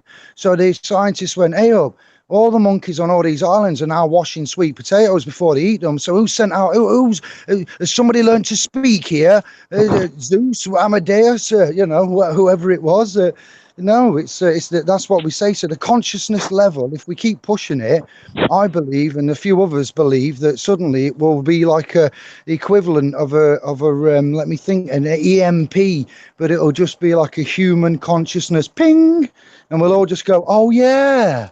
All together at once on the realm. That's right. That's the electric cord playing its part, connecting everybody and everything, mate. Oh my days, the rapture. There it is. At last. It's funny, isn't it? Sorry, I'm not picking them. The unveiling of information. But that's so right. That's so right. That's what I was trying to say earlier. We just got to kind of set by example, and by leading by example, we'll just initiate more people on the same frequency as us. And when we build enough people, it's just about the dielectricity is the true nature of this cage we're in. That's the God there. That's the energy force that allows our heart to beat, everything to keep moving. And we have free will here. So once these monkeys started seeing that other monkeys were doing it, they started copying. But then when the other side of the world and these monkeys started doing it, this is when the professors started getting a bit suspicious, thinking, hang on a minute, what's going on here? There you go. And over that world, I was paraphrasing. I say, don't quote me. Go on, brother. Yeah, it was the other side of the world, mate. I think it was like Australia, and then something up so far away you wouldn't understand. And then monkeys started watching us naturally without no one On silent. Proving that there's a connective. You covered the mic. Josh, we can't hear you. Oh, really? Yeah, you turned away. Can you hear me now? Yeah. Yeah, sorry, I probably put my finger over the hole. Oh, So yeah, right. I was just saying that yeah, what David's saying was exactly right, mate. The dielectric field connects us all, and that's what it is. So once we can start, it is. people will just naturally fall to this, and our world will change. I can promise you guys. We are gods in this creation, and let's create ourselves. And once we do, the world will have no choice but to follow us. It will have no choice. Darkness leaves with one candle. Resource Bay, we're looking, like I say, universal, non-sectarian remedy for all. That encapsulates that, you know, common unity.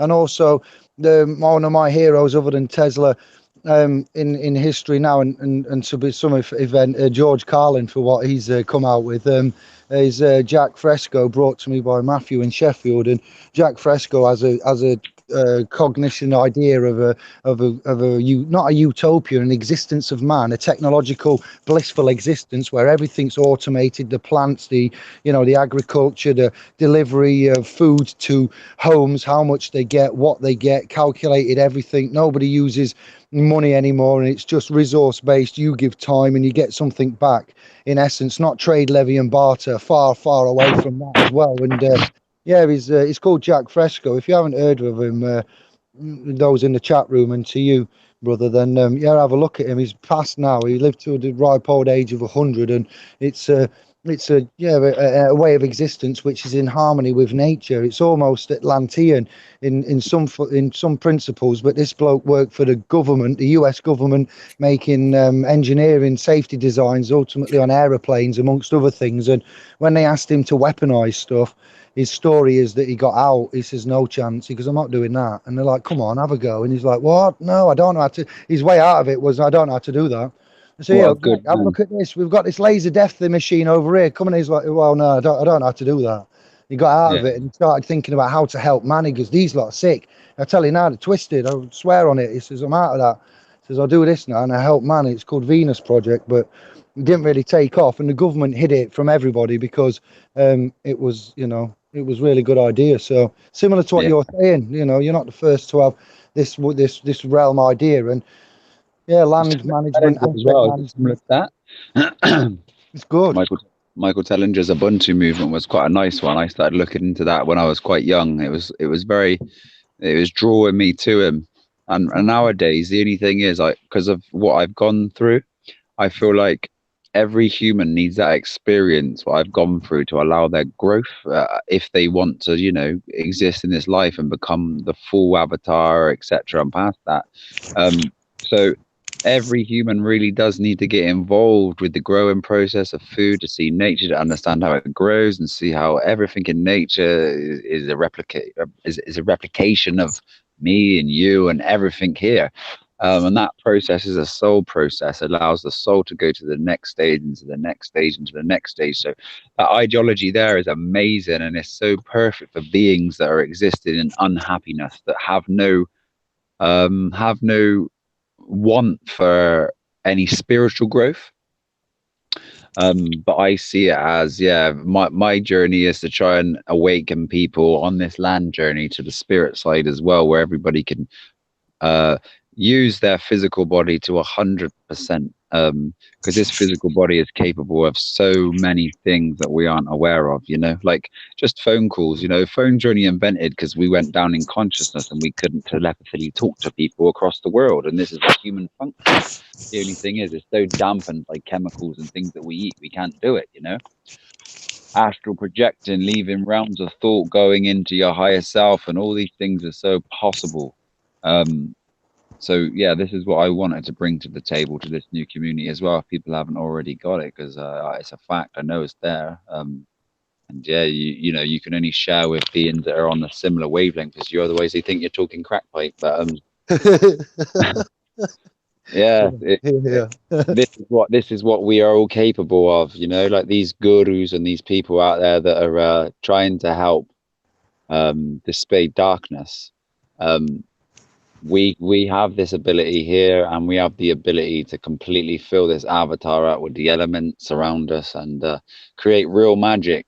Create real magic is possible, and the more we have doing these things is just going to be more incredible. So yeah, we've said it here really, guys, haven't we? The journey needs to happen now, so it's about real actioners talking to us guys now, so we can make the steps, because we've got the answers, haven't we, Dave? We've got a lot of answers here that we just want to share with people now. Yeah, yeah, we've got a lot. I don't know where to start with it. It's health, it's educational, it's connecting back to source, losing the fear, gaining if you've got one of these life coaches, wow, I can't believe that they exist, and the crap that they spout, I'm sure.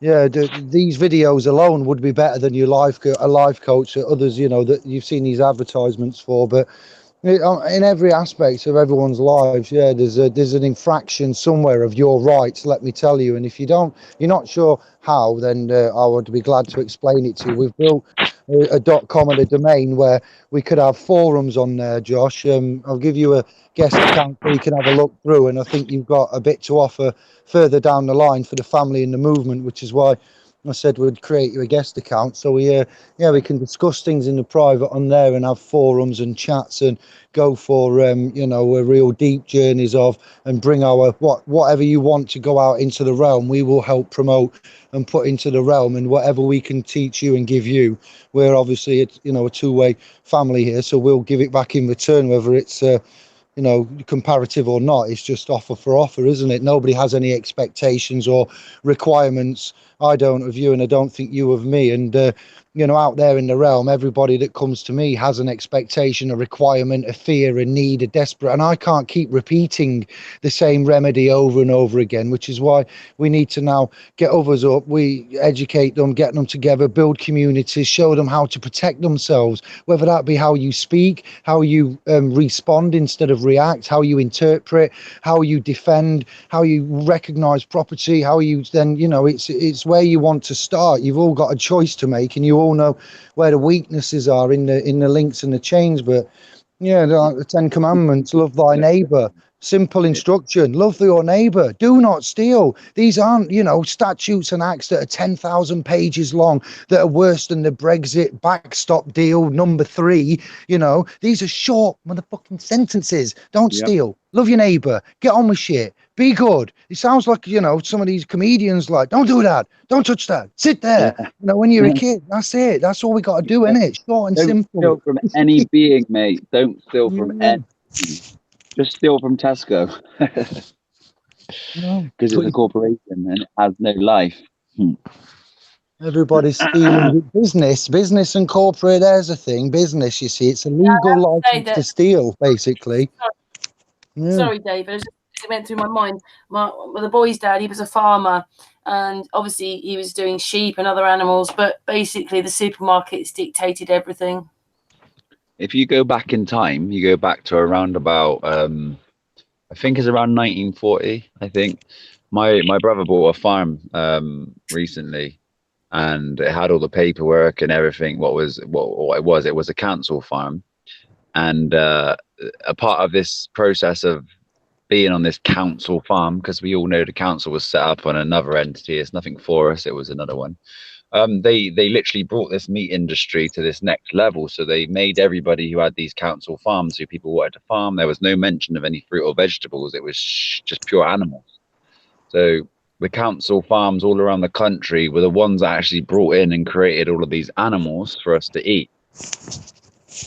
And we lapped it up, unfortunately, because animals has never really been a part of the diet. It's only been a part of the And they also dictated what the meat was like. That's what I'm getting at. We used to have more fat, which is probably better for us. Mad cow disease, lest we not forget, they fed the beef and then wondered why it went mad, and we all got Kleutz job, Jakob, whatever it was at the time, and then we had an investigation. They went, well, you do realise you've been feeding cow.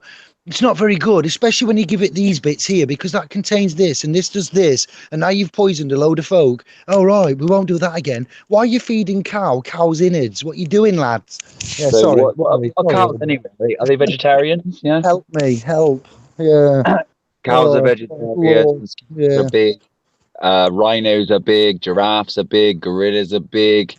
You do not need this silly thing called protein from these silly things called meat, because protein in meat your body cannot absorb, it can't convert, it just causes stress on the body, it causes a bloated, distended stomach, obviously severe disease within the being. Every single animal that we look at, apart from predators, predator comes from the word predators, they were here before this time, and they're allowed to be here now for this illusion. So all animals should only be eating plant life unless they're.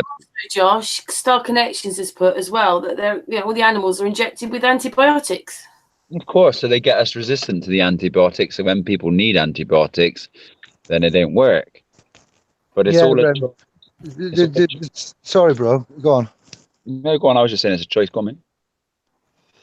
These chicken farms, because chicken's the most popular cheap white meat alternative to red meat. So, the tofu of the meat world, if you like. So I've come to discover that the chickens have a horrible existence anyway, and the way that they're caught and culled and that. But if you imagine 20,000 chickens in a farm under a roof in a barn, and they get this feed scattered from the ceiling, and it drops down where they live, and then they eat from that floor. And in that feed, they put the antibiotics. You're quite right, and you've led me on to a point that I had, a legal point that I want to bring up now that I'll get to shortly, very quick. And this food drops down and they eat it. They peck it up from the floor. Now, what's on the floor? The bed, what they lay in, and also their poop. And they pick up poop with food, which is why the food is overly laced with antibiotics, because a chicken eating its own poo is not really going to produce healthy meat. So they put all these antibiotics mixed in with that food to stop it getting sick when it eats the feed off the floor with its poo. And it's like, oh my days. And then if you remember, they've instituted these fat and percentages on how much fat and sugar and cholesterol, because they're trying to help you, because your government loves you. So it's putting these, making legislative powers. Yeah. When it's got powers to make legislation, look what it does. It makes pretty little labels on food and gets them to trick you with dodgy little weights and grammages of how much fat, sugar, carbs and proteins and etc. this product in plastic oil contains. But how's about then, public notice to all food manufacturers and so forth on the realm that when you are putting drugs in shit that we eat, you put what drugs are in there and residual effects, whether that be powdered milk in a cream cake, in children's sweets, sugar, or derivatives of pharmaceutical neurotoxins. Trying to make the animals bigger in weeks, and so these things are being culled in weeks. Tell me what's in the meat. Yeah, I want to know what drugs are still in there then, or what's in there, how much pus is in that milk, or God knows what. Oh, it's wrong, isn't it? So wrong. We could have it so lovely, and we've got it so poisoned. I'll just say one thing about, said about not killing. Someone put in the chat room, lions do, though, don't they? And animals like that, they eat meat. Yeah, but they're predators, they're predators, predators. And they were here before this fall of consciousness, and people the whole realm ate meat because it was a part of the design. And now we've moved on from that, and the earth grew. We have Midgard, which is this earth, and we have Mars and Venus on the outside of us, Saturn and Jupiter on the outside of us. The animals that were in this realm have been left here. They're predators. They have fangs and they eat meat, and they're here for the illusion. All the animals that eat meat are predators, predators. Do you see that? The wording will tell you predator, a predator. We're not supposed to eat meat, though, are we? We're not designed to eat meat. No, if you just think about this just logically for a second, because I never used to think like this, right? So we think meat is healthy for us, programmed, yeah? We say we need this bit of meat because we need it in our diet. Or I won't be full. If I don't eat meat, I'm not full. That's what I get from certain mode. Diet. A diet personally is the die with on the T. The T is the physical. So the physical will die eating a diet. That's not what you want to eat. So these animals are eating, for example, let's just say what a cow eats. Yeah, a cow eats grass. Yeah, that grass will then get filtered through the cow, and all the minerals from the grass will use in his body. You'll lose them, and it'll just end up a little bit of amino acids in the muscle tissue. Yeah. So a human being won't go to a field and eat grass, but they'll eat a dead animal that's been cooked, that's only eating grass in his life for some nutrients that he wouldn't eat grass for, but that is only grass has been filtered through that animal. So why would you think meat serves the purpose in your diet? Silent. Can you see how logical it is? And then you see about a chicken's eating antibiotics, a chicken's eating seeds. Well, you don't even eat seeds, and you think this chicken has nutrients for you. Oh, I know. But this chicken has no nutrients for you. It's been eating poisonous seeds. So you're eating poisonous meat that's been poisoned by pure hormones and distress and stress and anxiety and fear and depression. And not only that, you're actually having to make the emotions your own, because this has an emotional response. If you ever want to eat meat, and you have to eat meat because you feel like you need to, obviously you never need to, but if the mind tells you, you need to be as far away from consciousness as possible, which is fish. And fish has no conscious thoughts like we do, you know, like animals do. They have perceptions of, they know they're getting slaughtered. They have emotions as well, don't they? You know, it's like, your body's trying to process some other form's life of emotion. It's difficult on the system. The amount of energy that your body uses to try and get a tiny bit of filtered grass from this animal, it is killing you guys. I promise you, it's so destructive, it's so acidic, it's so poisonous to the human. It's incredible. People are not eating to live. People will survive without food. People are killing their avatar. People are not connecting to their spirit because they're using food that blocks up the mind. The mind and the avatar, the mind and the spirit are two separate things. But your pineal as well. Don't forget the calcification of the pineal then along top of that. Yeah. Do you think that it's nearly any way they're possible that they don't want us to be connected to ourselves? Because medicine does the same thing, you know, like... I think they want us to so badly. I think they want us to connect so badly. Let's say I think this system wants us to connect. This God system wants us to connect so badly that this design is so terrible that they just want us to see it quick and evolve as fast as we can to consciousness heights that we've never seen. And that's why this system appears so bad to us, because it never did. If your head was in the clouds, you wouldn't even take note of the sky. But when you do, you take note, you become more aware and more conscious. If you stop and you stay focused on the negative, it's another trap. So you get focused on revealing the lies, like we were saying before with Martin on the channel. If you can uncover the truth and keep moving forward the truth, you find the truth, you move forward, you'll wander through this life in great wonder, and you'll have an amazing experience. You'll never die.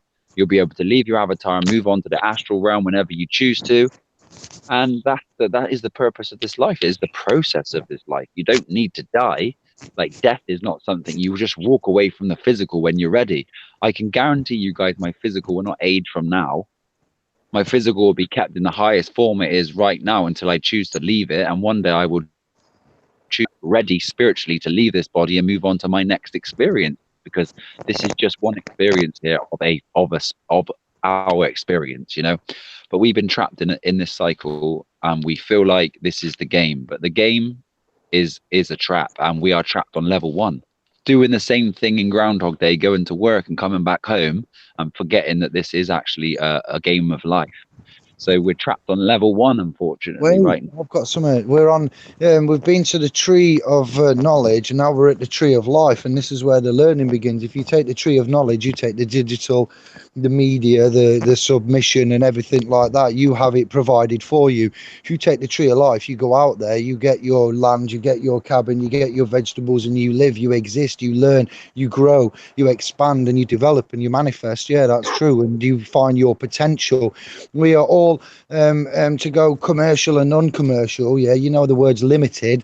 A limited company is in the commercial realms. Well, we're unlimited. We have an unlimited potential, and we are not limited to anything really. And I've gone around thinking I was useless and good for nothing, and just, you know, only good for certain mundane things. And it turns out you can discover and find magical, truly shocking things in the realm that, you know, that we exist in. And you will go on.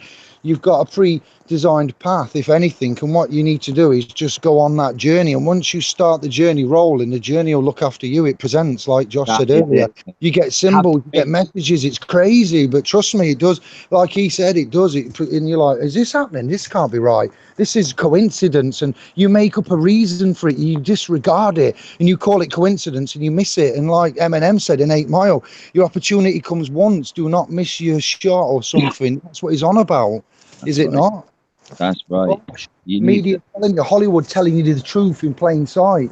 but he's just a pop star, so we don't understand it because we're high on weed. But because you're high on weed, you actually understand it and go, I see what you're saying, Eminem. Crafty. And you know that marijuana, I don't know if you're aware of this, because I when I was aware of this, it blew my mind. But do you know that marijuana scrambles all types of mind control, MK Ultra, MK Naomi, and all that? Did you know that? I do, yeah. Yeah. Indeed. So marijuana, or we don't call it marijuana because that's the legal name, cannabis, will not allow any type of mind, MK Ultra or Naomi, to enter your conscious mind. So this is why this beautiful plant allows these neuro connections to happen in their mind and allows the Babylon system to fall. And that's what Bob Marley left for us. He said, the more that people smoke the herb, the more Babylon will fall. And this is what it means. It's not conducive to mind control. It is so important, man. And also with the food, like, you know, we are the only species that haven't got a sense. You can see why they don't want people smoking it then and what they call it. Yeah. That's exactly why. It's exactly why, because it just scrambles all of that. It connects you to higher realms of thought. It's literally, it takes you to the thought realm, and it allows you to meditate straight away without having to meditate. Then you connect to your higher self, you go inward and have real great introspection, and you can really sort out your life when you use it properly, and you can figure out, and it will open up neural pathways for you. And as a medicine, we all know what it does. It's absolutely amazing, and it can help from the poorest children that are headbanging on the walls with their mercury in their mind, to cerebral palsies, the cancers, the AIDS, to all these things, and then we can reverse them. Yeah. There is not I one. saw many people on YouTube might have seen this video. This lady was in like a comatose state, and they gave her CBD oils and stuff, and then she woke up. But of course, she went back to sleep when they wore off. Yeah, that would mean her mind has too much heavy metals in it, and her mind can't process an awakening. So her mind, there's too much heavy metal and signal distortion. So as soon as the cannabis was ingested in her system, it allows the new neuro pathways to reconnect, because cannabis is a neuroconnector, which allowed her mind to then have activation to open up her mind and sight so she could see and talk and be here clearly. As soon as it wore off, that all shut down and her pathways disconnected. And her mind went back to normal. So that girl who was asleep, she could have been cured if she just managed to get juice inside of her. They pumped it into her stomach to allow her body to naturally heal, maybe for a couple of weeks, and she would have been back alive, normal, walking around again, talking. So these things, I mean, we can literally reverse anything as well. If anybody's got any ailments and that, please don't hesitate to contact us as well, because that's the journey that me and my family have been on for this year since we've come back from Spain, because we've been going around the country, meeting up with people and helping every single ailment we've come across with 100% success. I don't call it a cure, I call it a reverse. We reverse it. We bring back the right verse, the right frequency, the right vibration, the right sine wave, and the being can be as one. You can fix anybody, mate. Anybody, if they're twitching, spinning out, can't speak properly, you think this man can't walk properly, his knees are not, all these things can be straightened out, and they could be a perfectly functioning human being just over a matter of time, maybe 6 to 6 months, 6 weeks to 6 months, depending on the disease and the severity of how long it's taken. Instead of, you know, I mean, I know that you're talking about CBD oils and stuff like that, but you've also got things like rife machines, which cost, you know, have no chemicals. Things. It's a bit of a shame they didn't stick on those few things, isn't it, to help the people? Yep. They don't want to really help you, do they? That's right. That's right. Yeah, and it's very important as well to make sure you try to get the whole plant medicine. Everything's been corrupted by man. So any process is obviously going to cause some sort of badness, because cess is bad and pro is for, so it's for badness. I also wanted to add into this that, like, we are the only species that are eating dead food. Every life form will always eat another form. Even if it's a parasite is trying to eat us and we're alive and it's a form of life. You know, every vegetable has all these live enzymes. Every tree has life in it. And we should be eating the live magnetic food, because we are beings of magnetism. So this is why it's so important to eat live, high vibrational foods if you want to be a live, high vibrational being. It's just take your time and go slowly, and every day just try and improve minds, isn't it? And our earth as well. We know, I just wanted to put out as well, because we get called as a bull, yeah? But we got to remember that we live upon magnetism, and magnetism is a torus, and torus is the bull. So the torus and our own mainstream science has actually never lied to us. They just distorted in another form of language. So when they tell us that all these planets are spinning around us, etc., they're not spinning around us as we visually see it, but because we're existing upon a magnet, there's a reciprocating Because they want us hyperboloid. They just want us spinning round and round, don't they? Just spin until you figure it out yourself and liberate yourself from this this karmic debt we're in right now. Something has happened though, hasn't it? You know, like, I mean, maybe Josh, it's always been with you. You're younger, and you know, I listened to this lady who was Doris Stokes, isn't her name? She's died now, but she's a medium. But when she regressed people, they always said the same thing, whether they were children or they were older, that they chose to come here to help. And it's a bit like the first generation just got sent here and are a bit lost, and they're probably in their 70s and 80s now. And then the next generation are the antennas, and that goes back to probably about 20s, 30s, sorry. And then the 30s to 20s and all that other generation that will be able to change everything. Yeah, we are, because we've had the help from our ancestors, haven't we? We've had the, you know, like, just a child will sit in your house and everything you say, he's just tuning in. He's on constant download until he's 7. So everything you're speaking of, he's already knowing and learning. Subconscious is already programmed with it. I think I know how they've done it, really. If you think, like, because I was into psychology, a child, I mean, maybe the ages have slightly changed because children grow up quicker, but children believe everything they're told to about the age of 7, really, and then they start questioning things themselves. Up until then, they believe what they're told. So what are they doing to the children at school and the globe and just every? So when they've got to 7, they're not asking questions because they've already been taught it all and all wrong because they believed what they were taught. Yeah. Well, they just get trained to repeat, don't they? They just repeat. They're not using their creative minds. They're not being asked to contribute. They're being marked and graded and tested. Tested comes from the same family as testamentary, test. What words do we have with test? So this is, you know, where schools have come from. Josh, go on, you can go in there. Yeah, I was going to say testament is just testing our minds. So the whole thing is just... You said it, earlier. It's crazy.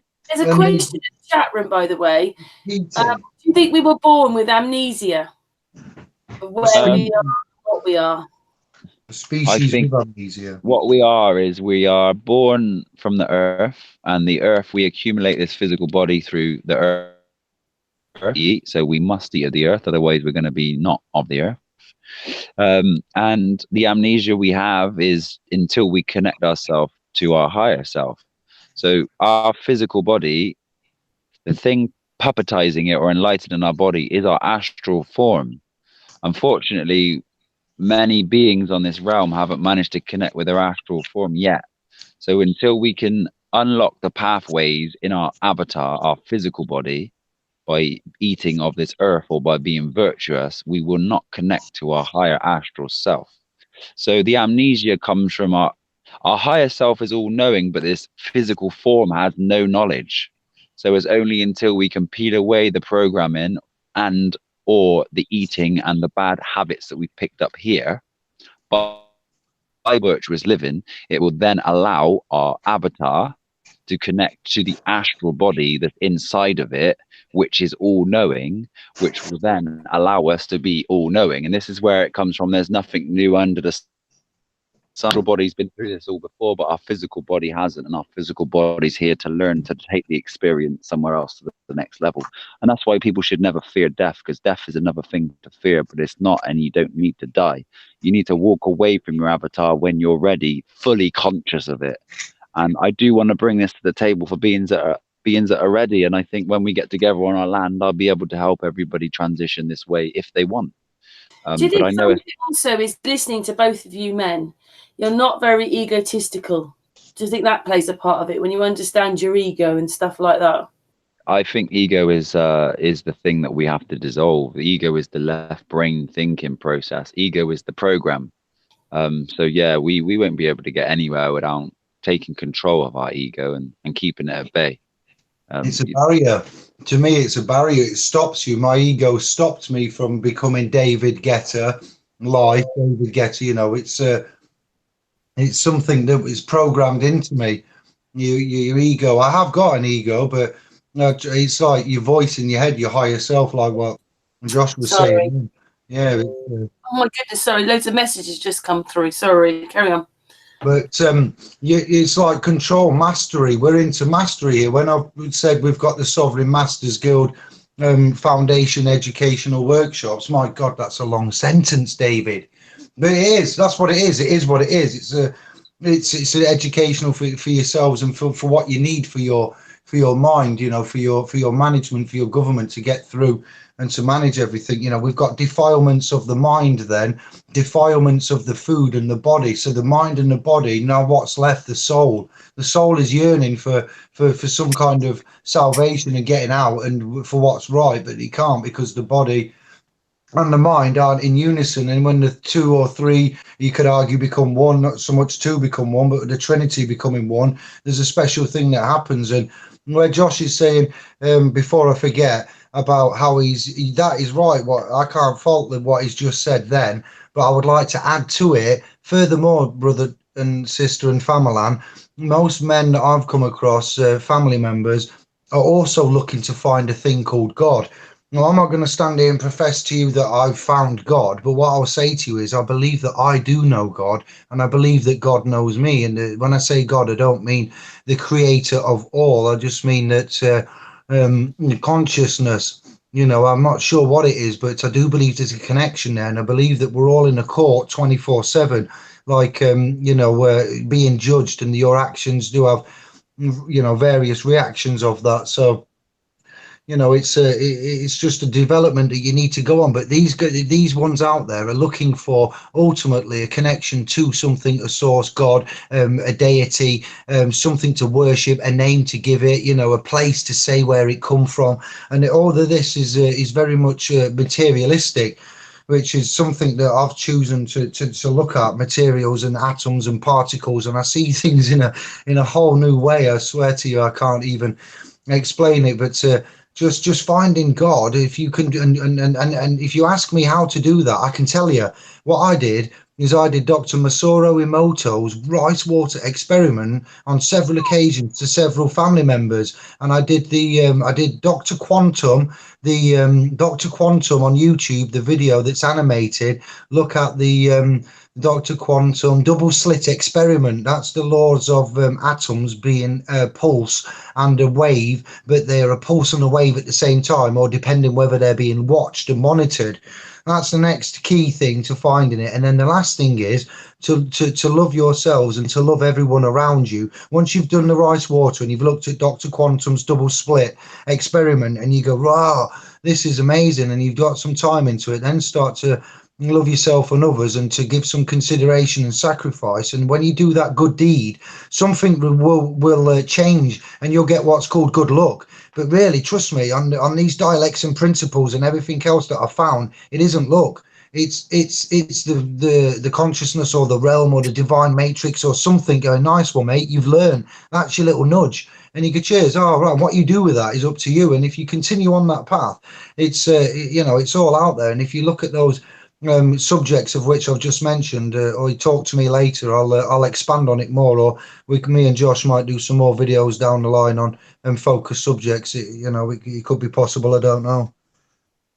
Yeah, that's right, mate. Good one, man. That's right. Well, it's always good to talk. Do you know that we've been talking for nearly 2.5 hours already? That's flown by. Wow. It has. Oh. Dave, quickly about the word court, because I've not shared this word before, but that represents a physical body. I'll do a full presentation on a breakdown of each letter soon on my channel, so everybody can sort of get the code in. But T represents the physical body anyway. But you co your T when you co your T. Court, C-O-U-R-T, co your T. I get you. Go on, carry on, fam. So you're joining your physical body with this court room you're going in, whether you're playing a game or whether you're going to court. So we all know that this is all consensual when you're going into court, and the word itself is you're going to take your physical there and join in with this force. You're coing your T. Just so you know that word. And I was going to say something earlier when you were talking about you said something about your souls, and it led me to think about the soles of my feet, because obviously words have big impact, and it's not called Yeah. soul for a reason. So our soul on our feet should be always connected to the a battery needs to be earthed for it, and we are magnetic batteries, right? So you have the earth and the ground, and they Yeah, call. because we need the negative ions, don't we? That's right. And they call fields. Well, what is a magnetic field? Right. So they're telling you a field is a field, and the ground is the ground, and the earth is the earth. And our trainers are chi rainers, and our trainers keep our physical body in here. So we ain't never going to get to the spirit if we're always wearing trainers and we ain't connecting to the earth, ground, or the fields. So it's so important that we can find some time to discharge our to the floor, maybe 10 minutes a day. And if you don't, and it's wet like it is now, use a tree. A tree is B arc, has 2 electrical waves, and you put your arms in it, it takes away your discharge. Your negative ions will take, the tree will uptake your negative ions for you, just like the ground will. So this is where the tree hugging saying come from. So yeah, it's so important if we can try to do that. And try and get ourselves discharged daily, because You always feel good when you hug a tree, don't you? yeah. And whenever you walk into a forest, it's obviously spelt for rest, because that's where we should be resting, around trees. But you can feel the like static energy, the static air around you, forest, you know. Obviously it's not a nice place to be on your own. It's quite, when we're all doing it in big groups, I can tell you guys, it's going to be like being children again, going on little school trips where you know nothing about, all excited every single day, not knowing what we're going to be doing. It's going to be a great experience for those beings willing to join us, man. The Americans call it recreation, but you and I in the Famalan, we call it recreation. That's right. The word, clue in the word. You see, recreation, man. I'm going for recreation. Yeah. You know, it's recreation. You recreate because you're just doing what man's just said there: at earth, at rest, at balance, and you know that's how it should be in nature at once, shouldn't it? Yeah, and unfortunately, the Matrix gives the mind the ability to not really think, so it's just fed. And a lot of people think this world is overpopulated. I mean, I've never heard anything so silly in my life. Can I just say that Have you- GoPro King has written Josh and David are men outstanding in their field. Ah, Oh, thank you. Bless. No, thanks, GoPro. just it's just I don't know. I've got a unique mind that wants answers and it won't rest, and I annoy myself at night. So if I don't get the answer, you know, it's I'm very persistent. So thank you. That's why. And that's And I've had help from a lot of others, and I've collated a lot of information. I've been privy to giving a lot emails, you know, yourself, sister, and you will too, Josh, soon now. Notifications, messages, emails. It's like, oh, wow, a torrent. So it's a direct correlation to the subscribers that I have on my channel and the members in that previous Facebook trust and the.com. I just relay out what I get given. And if I'm one man that magnetizes a lot of other indigos, light workers, crystals, rainbows, you can imagine. So thank you, actually. Thank you for helping me to help you. David, this whole hangout at the beginning was for you and your web page. Do you want to talk a little bit about that, and then maybe finish off with a little bit of whatever you want to say? Because I bet you'll go, oh, I've got this to say. But do you want to talk a little bit about sovereign paralegals? Oh, bless you. My webpage. You remind me of Peter Kay, where he's talking about his nan teletexting. Sorry. It's a world's leading cutting edge sovereign platform. It's a website more than a web page. But bless you. Thank you very much. I love you lots. Is that all you want to say? You don't want to say a little bit more? Yeah, I'll tell them it's an educational platform. It's not for any kind of representation. It's just a place where we can manage, like, unlike the Fedbook and other such media online social portals that you'll get for free. They are free for a reason, because they will leech and usurp your data, your precious data. I'm not going to argue who owns Facebook and what it does and all that. YouTube, you've got it locked down, and thank you for letting me, for telling me and making it so definitely clear. But for the ones that are wondering, you will find out one day and understand why I don't like it, deleting my profile, and very rarely want to interact with it at all. So the .com is opposite to Facebook. We manage everything. We control everything. We don't delete your profile or harass you or anything like that. We honor and love every community member, family member that we have on there. And it's an educational platform for law, correlation to legal quandaries and claims in the legal realm at law. We will help to point you in a direction of your cognizance of legal standing, status, capacity, and what your obligations may or may not be. Whereas if you hire someone from the Law Society, they have got contractual obligations to a place called the Crown, and they can't damage the Crown, they can't harm the Crown, and they're licensed from the Temple BAR of London, that being Baby, London, Babylon, London, Baby London. The Crown Corporation is in the, the centre mile of that, and then we've got London itself, which is not the City of London, but London. The Lord Mayor manages the Crown, and the London Mayor, not the Lord Mayor, manages London. You've got two things there, like the Vatican is not part of Italy. Yes, fam, we've worked it all out. So on this .com, we've got all about the bull papilles and every kind of documentation, CQV, trust, quasi-trust, and we are proud of it. And what we're going to do is leave the legacy for our blood and our kin, because somebody somewhere at some point from John Harris upwards should have pointed us in this direction many years ago. It's embarrassing, and it's a sacrilege to how much has been lost and reclaimed and what's been done. So we're working as fast as we can in all and many directions, but we just aim to enlighten and provide a portal there. It's got a social networking facility. We are, proud to say that it's got like downloads and videos and forums and everything that's comparable to Facebook and YouTube and Scribd rolled into one lawful renaissance of love and, a community there that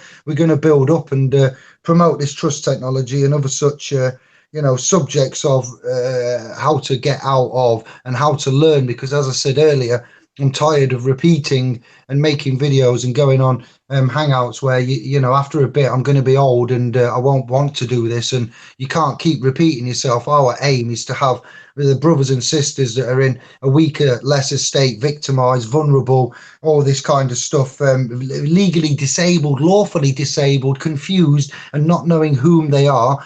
An autograph to between a signature will say, and how to afford public liability to your beneficiary, the person, and you remain a set law creditor and appoint the trustees of the government capacity of which they're salaried to do, albeit belligerently in their fiduciary capacity, and so forth and so on.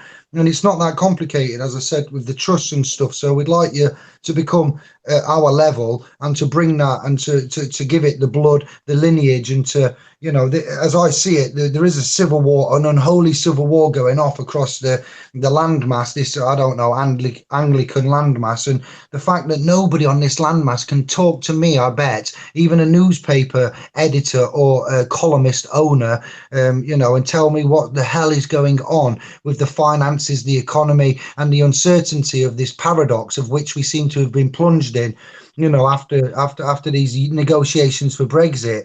The fact they're doing this is dishonourable. They've broken our trust, and they've left everybody wondering and panic buying. And the state of the NHS and what might happen, these yellow vests might just be a little flash in the pan, believe you me, if these things don't go right and these channel crossings and import export go wrong and Trump starts playing more games and the international, we're all on a cusp here. So what we've talked about tonight is very prevalent, and I'm not trying to scare you all or anything, but this .com has nowhere near got all the answers for the world's problems, but it's got the answers for your immediate legal and lawful issues, and a friendly, warm place, unlike Facebook, and we're a year or so, just over a year old, and we've got a lot to offer. And with minds like Josh, you, sister, I put you a guest account on there so you can come and have a look and say your piece and chat about stuff and get advice, and friends and family. So it's we don't mind doing. We're not all about money and taking.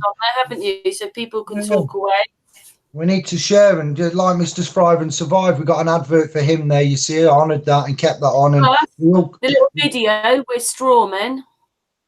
Yeah, that's an introduction. So if you go to our homepage of www.SPLSPRO.com and you click on that video down there, you've got a 5-7 minute video that come from another website. It's not ours, it's linked from YouTube. No, you know, all things legal and above board, but it's an introduction to tell you about your government and liability and the way that things are as we see it. And you know, we're all bankrupt essentially, and there is no money is the key to it, and everything goes on bonds and promises. There is only promises to pay in a nutshell. Yeah, and we're all promising to pay all the time. You can't pay a debt with another debt, and we're all in this crazy mess, and these elite bankers are running the show. They lend the government money and the government take it, and then they say, but you've got to pay an excessive amount of interest, and we then agree to pay that excessive amount of interest to these elite bankers, and we give that via our sweat equity, and it's been continuing on since day dot, and we're working out how to break them very chains.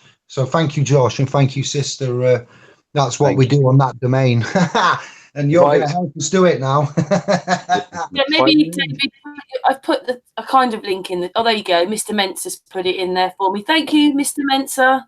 Bless you all. Thank you much, love. Yeah, we're trying. You know, this should have been done since John Harris. Like I say, we're catching up. You know, I'm not blaming the man. I'm just saying I started with him and we're finishing with the King's bench, no less. Yes. So, I just want to say something for you, mate. The amount of hours that Dave's put into this is his life. And if somebody can join in, they're going to get more gnosis than you could ever acquire in a certain amount of time. And all of the minds that are on there are going to be able to help you more than any solicitor that you could ever find anywhere in the commercial world. So just remember that this is going to be worth your time and energy just as much as it is going anywhere else. This is going to be the most important thing you do if you need any legal advice or help. And helping someone out like Brother David, who's been so kind in handing out all of his information and trying to help everybody who he can as one man who's holding down a family, a house, and everything else at the same time. He's putting in probably 20 hours a day's work to try and reveal some truths. If we can afford anything, or we can give donations, or we can join his community, then let's do it, guys, because it's only going to help everybody in this world get more information out in it. You know what I'm trying to say? We've got to start learning to be nice to each other and learning back to, I mean, I think someone like David and Josh, I'm not saying everybody or not everybody in the chat room, I'm not meaning that, but as a society, we don't seem to want to help each other anymore or be kind to each other. We've got to get even back into that, haven't we? Yes, people find it strange, mate. I'm always stopping on the side of the road. I see people pulled over and I'll spend my time helping them. I know I've got time because I don't have any commerce ties, but people are shocked. I stopped about 4 hours ago. Yeah, David. Love you, David. You're a good man, mate. Respect. Yeah. Yes, Josh has been telling me basically that all he's doing is stopping and helping people, really.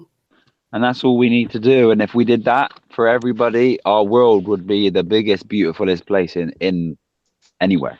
But yeah, we're just going to lead by example now. We'll just lead by example and forget all these problems. We'll just bring love and light to everybody and answers and community and healing food and beautiful ideologies and spark minds. And we'll just wait for this monkey effect to happen. Sister Karen just said it then right at the beginning. She said, we need to start learning. And that's exactly what we need to do. Brother Josh, you see there, delete the whole thing. That what most mans need to do is delete what they've been taught and what they've been taught to repeat, and then get ready to get some new, incredible, groundbreaking. It's true, the fiction is often easier to believe than the truth, and the truth, you know, is quite somewhat here. It's not all pleasant, and it is quite shocking, but there is ways out of it. But we do need to start relearning quite a lot of what we think we know is not right, and it isn't true. Somewhat, all of it, yeah. Wow. Right. Not just law. It's a big picture here, isn't it? It's a whole lifestyle, isn't it? It's about truth in every Yeah. way that it affects you as your being. You know, truth will affect you from the outside of your body right to the core. So it's best to just go through the truth and just keep moving through it all and find out what's best for you. And most of the time, 99.999% of the time, what's best for me is best for you. And that's just love and kindness and helping and sharing and being of this earth, you know? So we'll get to that stage soon, and I can feel it happen. Well, this year I knew it was going to happen for me many years ago anyway, but yeah, so it's all happening this year. That's all I got to say. So yeah, just if you're ready, guys, let's come along for the ride and let's make it a beautiful place. We'll just put in some man hours together, have fun doing it, and then we'll reap the rewards when it comes to eating and then traveling together, you know. I just think it's just got to take our time and just keep going from here now. So the idea is to maybe have a base or two, which Yeah. you can go back to because you've got permaculture on it. That's and then right. the rest of the time you can just travel around and then come back. Yes, and then the more people see this, the more people will feel comfortable, and the more people that feel comfortable, they will sell their houses and bring more revenue to the table and bring more chances of expeditions, etc. You know, because I don't just see this as the stopping. I see this as us having planes and boats and things like this so we can explore lands, because we are explorers, mate. And I think the pirates kind of, we're on a commercial land, and there's many more lands out there for us to go and see. Unfortunately, when you pay a commercial business that only flies to commercial lands, they're not going to tell you about any other land. It's about finding it yourself as well. So all of these things we've got to take into account, and we should definitely live this life to the fullest with great people around us. So if we're all around, if we've all still got many years with us, if we can spend the rest of our life finding new information, exploring the world, and finding the true nature of ourselves, I'm happy. If you resonate with it, let's all do it together. Come on. Something else, by the way, the reason that you two are here, being able to give back out to the people, is that you know who you are. Both of you know who you are. That's another thing you have to do. You're not going to get anywhere unless you know who you are. Yeah. Well, I've kind of got something. I've been on put myself on a sacred contract, I believe, and I don't know when it's over, but I don't know about you, Josh, but I got involved in something here that kind of speaks to me inadvertently, sporadically, randomly, through many and various ways. And there is a relationship there, and I don't know. I'm being serious now as well. I know I joke around a lot, but get yourself into a sacred contract. One of my mates says, "How do you know it's not devil?" I went, "Shut up, idiot. How do you know it's not devil, Dave?" I went, "Listen, if it was, then I'd know. Trust me, things wouldn't have gone the way they've gone. For instance, I'd have been harming folk and ripping them off, and the X, Y, and Z. I'd probably be locked up now, dead or something. Sold my soul would be a clue there." So yeah, I'm here because of. I think what it is when you start to whatever it is, suddenly you're right. A lot of these sort of synchronicity things come on. It's numbers and times and things like that will all start coming at you. It's not a joke. I don't joke about this lightly. It's intense for me sometimes. Yeah, it's a bit too intense. Anne-Marie hears me shouting at random areas of space. I'm talking to consciousness. She just sees me looking and shouting and talking. Sometimes I do get quite aggressive because it annoys me. I get infuriated. So I've got something to do here. And because of my previous selfish, materialistic, ill-gotten lifestyle, I believe that my children were taken away from me, and I had to learn lessons of not being selfish and to learn to sacrifice and to give and to be the total opposite of that man that I wasn't when I was teenage to mid to late 20s. And then obviously going to a high judicial court with a barrister for 2 years and spending a region of 20 grand to try and get access to something of which, as king, I should have been entitled to under my unalienable rights there. And inalienable rights, and I didn't know anything. The barrister committed personage and barratry, and the system had its way under the legal duress that it had, and I was left with a bit of a script, a court writ, no less, and that was it. That was my justice in law. I was like, well, that's not, that's why I got into it ultimately. And then I need to help others because there was man's dressing up as Batman, getting on roofs, and I was like, well, that's not going to achieve anything other than a broken neck, is it? Not. That's not for me. I need to fight, with my mind, and because I'm the way that I am, I created a master brain on Facebook and said, hey, we need a chat, come on, and this is where we are today. That divine spark, mate, something inside of you so strong. Yeah, true. Yeah, divine. Yeah, to do with your blood. It's to do with man's blood. It's I know to do with you're gonna find out. vibration. Yeah. You have a set vibration. If you're here to do some great work, mate, you have a set vibration. Certain things can't affect you. And obviously, when we can peel through that set vibration, we'll get to a certain stage where we do eat better. And as soon as we eat better, oh my God, this is what happens. That's all I can say. Is just you connect, you have visions, you don't sleep no more. You start to be conscious in your sleep, and everything you do every day you go to bed, you learn more, and you start to be able to play with things and pull apart things. And this is what Tesla was talking about, and Tesla was a vegan, everybody's a vegan who has these great minds, any deep philosopher is a vegan. We just got to do our research. But what makes sense is the truth to me, and the truth is we shouldn't eat any of these chemicals, foods, or any animal products, etc., because an animal's DNA is for the animal. Yeah, that's it. We stop drinking our mother's milk at 2, 3, or whenever we can suck on till, and after that it's up to plant-based foods. Bless you. Well, a lot of children don't even get breast milk anymore, do they? They get bottled milk. Do you know what? Bottled milk is full of aluminium. It's got MSG in it. It's got hormones in it. It's all processed. It's dried. It's non-vibration. Stop it, please. Oh, it's never alive in the first place or anything, is it? It's got nothing good in it. It's just, anyway, I was lucky to be able to they walk on my kids. Yeah, I was breastfed. I was like 3.5, I think, as well. I was gifted. But yes, I mean, it's terrible what these parents are not even looking in the children's food, but then it is the repetitive cycle of it is their virtues, and it is their design in their own nature. They don't want you to have any connection with yourself and source or anything like that. The whole of life is set up to put a barrier in front of you, whether they've got you worrying about the past and the future and anxiety. They've got you on, sorry everybody, because I know some people feel or have to take medication, but medication's the same thing. Most of that's got barriers in it. Everything's to stop you connecting with yourself in the first place. That's right. But in my process of sort of getting away from all that, it's so right, that is, but also at the same time, it's so enlightening here, because once you see it and you make those changes, you see why it was there for you. Because if this game was laid out for you, you wouldn't learn, you wouldn't be able to go and create. Because if you were able to create and you didn't know what was bad, you would start creating bad, then you'd create hell.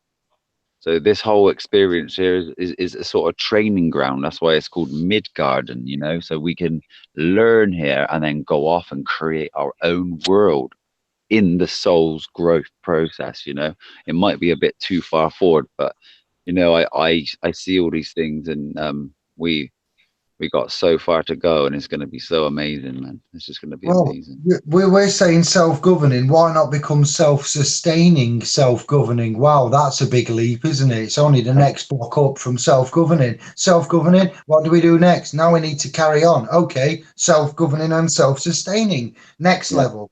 Bosh. There you go. I like it for that reason. By being aware of what you were aware of, what you were saying earlier, Dave, you were just saying that you were seeing all this Trump stuff, etc. The reason why you're aware of it is you're conscious of it, and now you know how the world's playing out. The history is left. What's going to happen? We know that the Third World War is coming, and we know they're going to stop food, and we know they're going to create little. What are they? I dread to think, brother. I really do. What they're doing. I am shitting my pants for us all. Oh, put it out there now. Shitting my pants. Never do that. Never do that now, mate. Please don't fear, because this is why we're here today, mate. The reason why we're today talking about it, to grow our own food, is because we got about a year before we need to be doing it. So this year's the thing to get us ready for the next year. So we're all self-sustainable, and we're all eating of our own food, because the only reason how people are going to be forced into these FEMA camps and into these new military places are because they can't eat.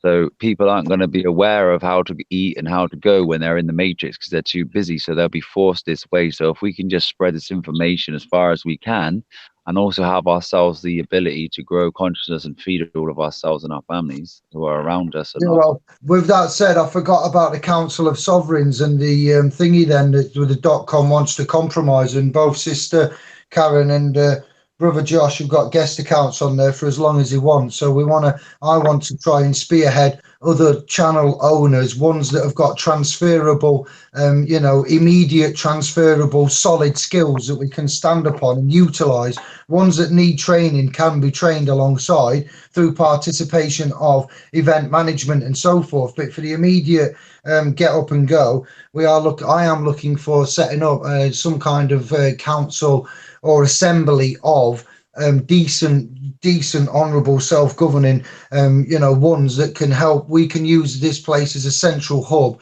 and then put out on the broadcast listed, unlisted updates and management.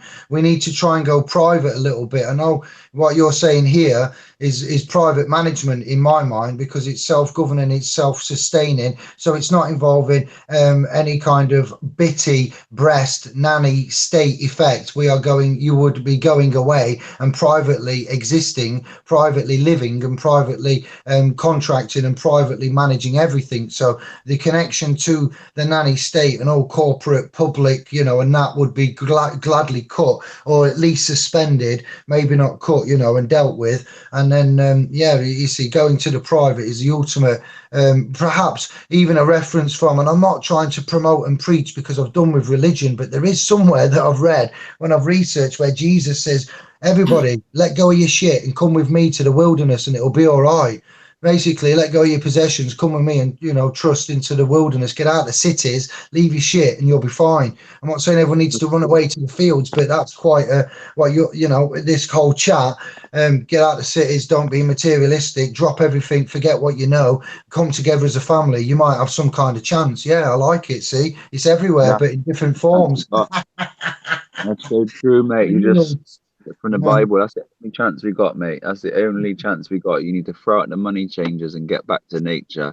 Because I'll tell you what, the world is not overpopulated, the cities are. That's it. Yeah, that's right. They're saying that there's so many billions and whatever on the planet, but they're overdoing it. And there's such an amount of wars and deaths and genocides and that. There's probably not more than 4 billion or whatever. Then they're saying 7 billion, are they? And it's like, no way near. You go for a drive down the motorway when you leave your city, mate, and it's just fields for days. Fields and fields and fields. You go in an airplane, you see a city, you leave it, and all you can see is land. Strawberry fields. They want us out in the country. They do that. They want us in the towns. They want people in a commercial state.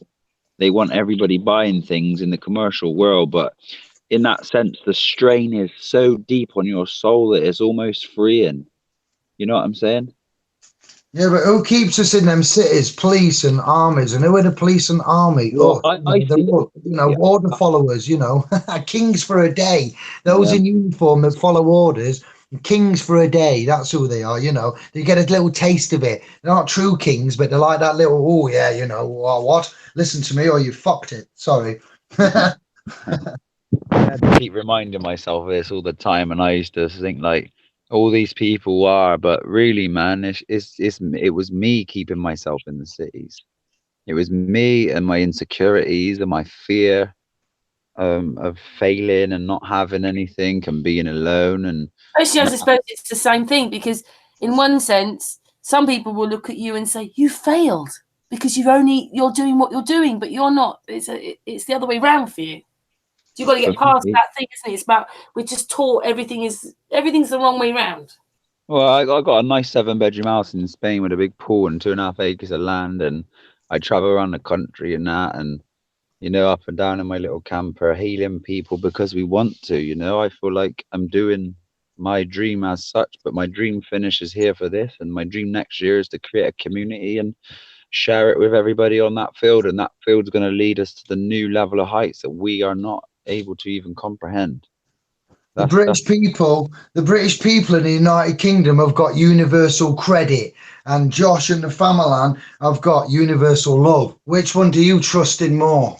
Well, trust me, I wouldn't claim universal credit. So put it like that. I don't want anything from those people, because that's just using the system. It's falling back into their trap and bringing my consciousness down. And that's how I see it. You really have to be strong enough faith, because the universe will look after you, like you said earlier, Dave. It just takes care. You just got to have faith right to the very end, and someone will walk up to you and give you something, and you'll be like, "What?"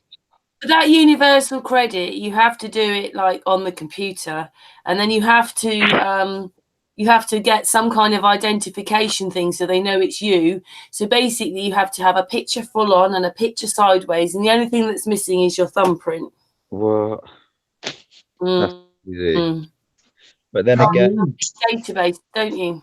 yeah, I've never had a Facebook either. But then I was always like quite weary from a young age. But the people that are going and doing it, who are actually quite wary, are going to be dropping off now if they have to do that, you know. So it's also helping people, putting them in a position where they're going to be forced in chess to make their move to go higher, or they're going to go lower, depending on their virtues. And this is how I had to keep telling myself this to allow me to sort of change my way of thought, because when I did this, it just made me see the world in such a light that it changed me from being like looking like down on it to seeing it uplifting me and changing me to a higher being. This whole realm here is for me to look at. This is where the Bible says don't love the world or anything in it. And we're on a script. It's a scripture, so it's a set program. And we have free will here and free choice. We don't want to get dragged into the worldly desires. We need to be with the wilderness, like you said a minute ago. Only thing is, there's nothing in the wilderness, and it's so scary. So together we can do this, and I know we are. So I'm just so proud that this conversation's even happening with people, because it means the conversation's happening is the reverberation. Now it's going to happen, action, and turn into a reality. Oh, lovely Josh and lovely David. And thank you, David, I love you too. I think I'm going to Enlightened Vegan said, could Josh just touch on the dairy thing? Yeah, man. Dairy is so toxic for the human body. Any ingestion of dairy, it causes something called metabolic acidosis. And that basically is a massive acidic shock to the body. The body's response in that is taking alkaloids from the body. The closest or nearest alkaline buffer that it will take from is bones. So it takes the minerals out of the bones. And if people keep consuming dairy, there's only a certain amount of storage in the bones, maybe 14, 15, 16 years of heavy use, maybe 30 years of weak use, and rare use, maybe 50 to 60 years. But once the storage of minerals has gone from your bones, then you have no storage of minerals. And this is when chronic diseases set in. And then to be able to cure yourself or reverse these, obviously you need to stop ingesting any forms of animal product. But then the best thing that you could do would be to juice, because obviously the bone minerals are so depleted that ingestion of just normal food. If it's sort of dairy stuff, if you know where it's come from, is that different to the stuff we're buying? Or you're just saying it doesn't matter whether it's your own cow's milk or whatever, just don't? No, cows are only 150 years old.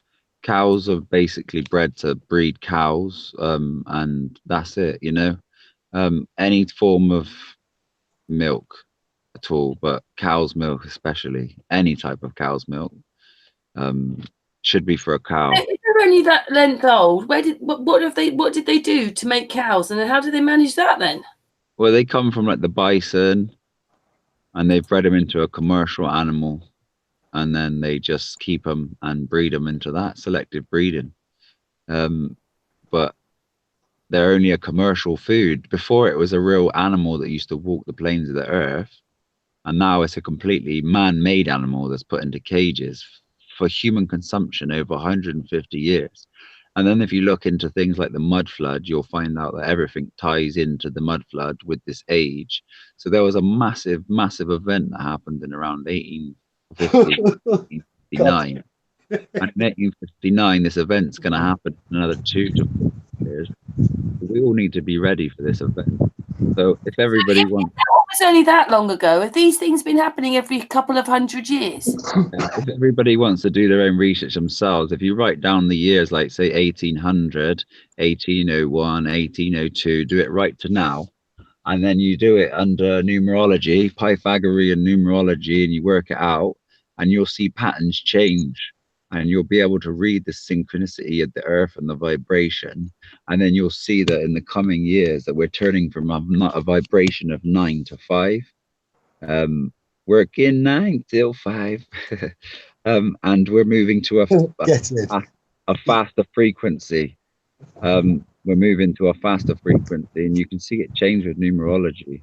Also, if people draw circles and dissect it to 360 degrees and draw them into quarters, you can try and figure out Martin's cosmic clock, and you'll get true readings from this as well. So just start drawing and start expressing yourself from your mind, because like it's really simple once you get to just have time to think. And well, it's time to think. We all are the same. We all have unlimited capabilities. The trouble is they're capped, and the only thing that we're told is it's impossible. But if you break down the word impossible, it's I'm possible. So you're the only person that can make it possible. So it's all about the synchronicity of everything. Of course, that has to be the other way around, doesn't it? Yeah. Can I just say, without being a party pooper, we have been going for about 3 hours now, and I know that you and Josh and David are gonna pair up and do some things together. That's great, but it'd be really great if you come back and talk some more, because obviously the time has flown already.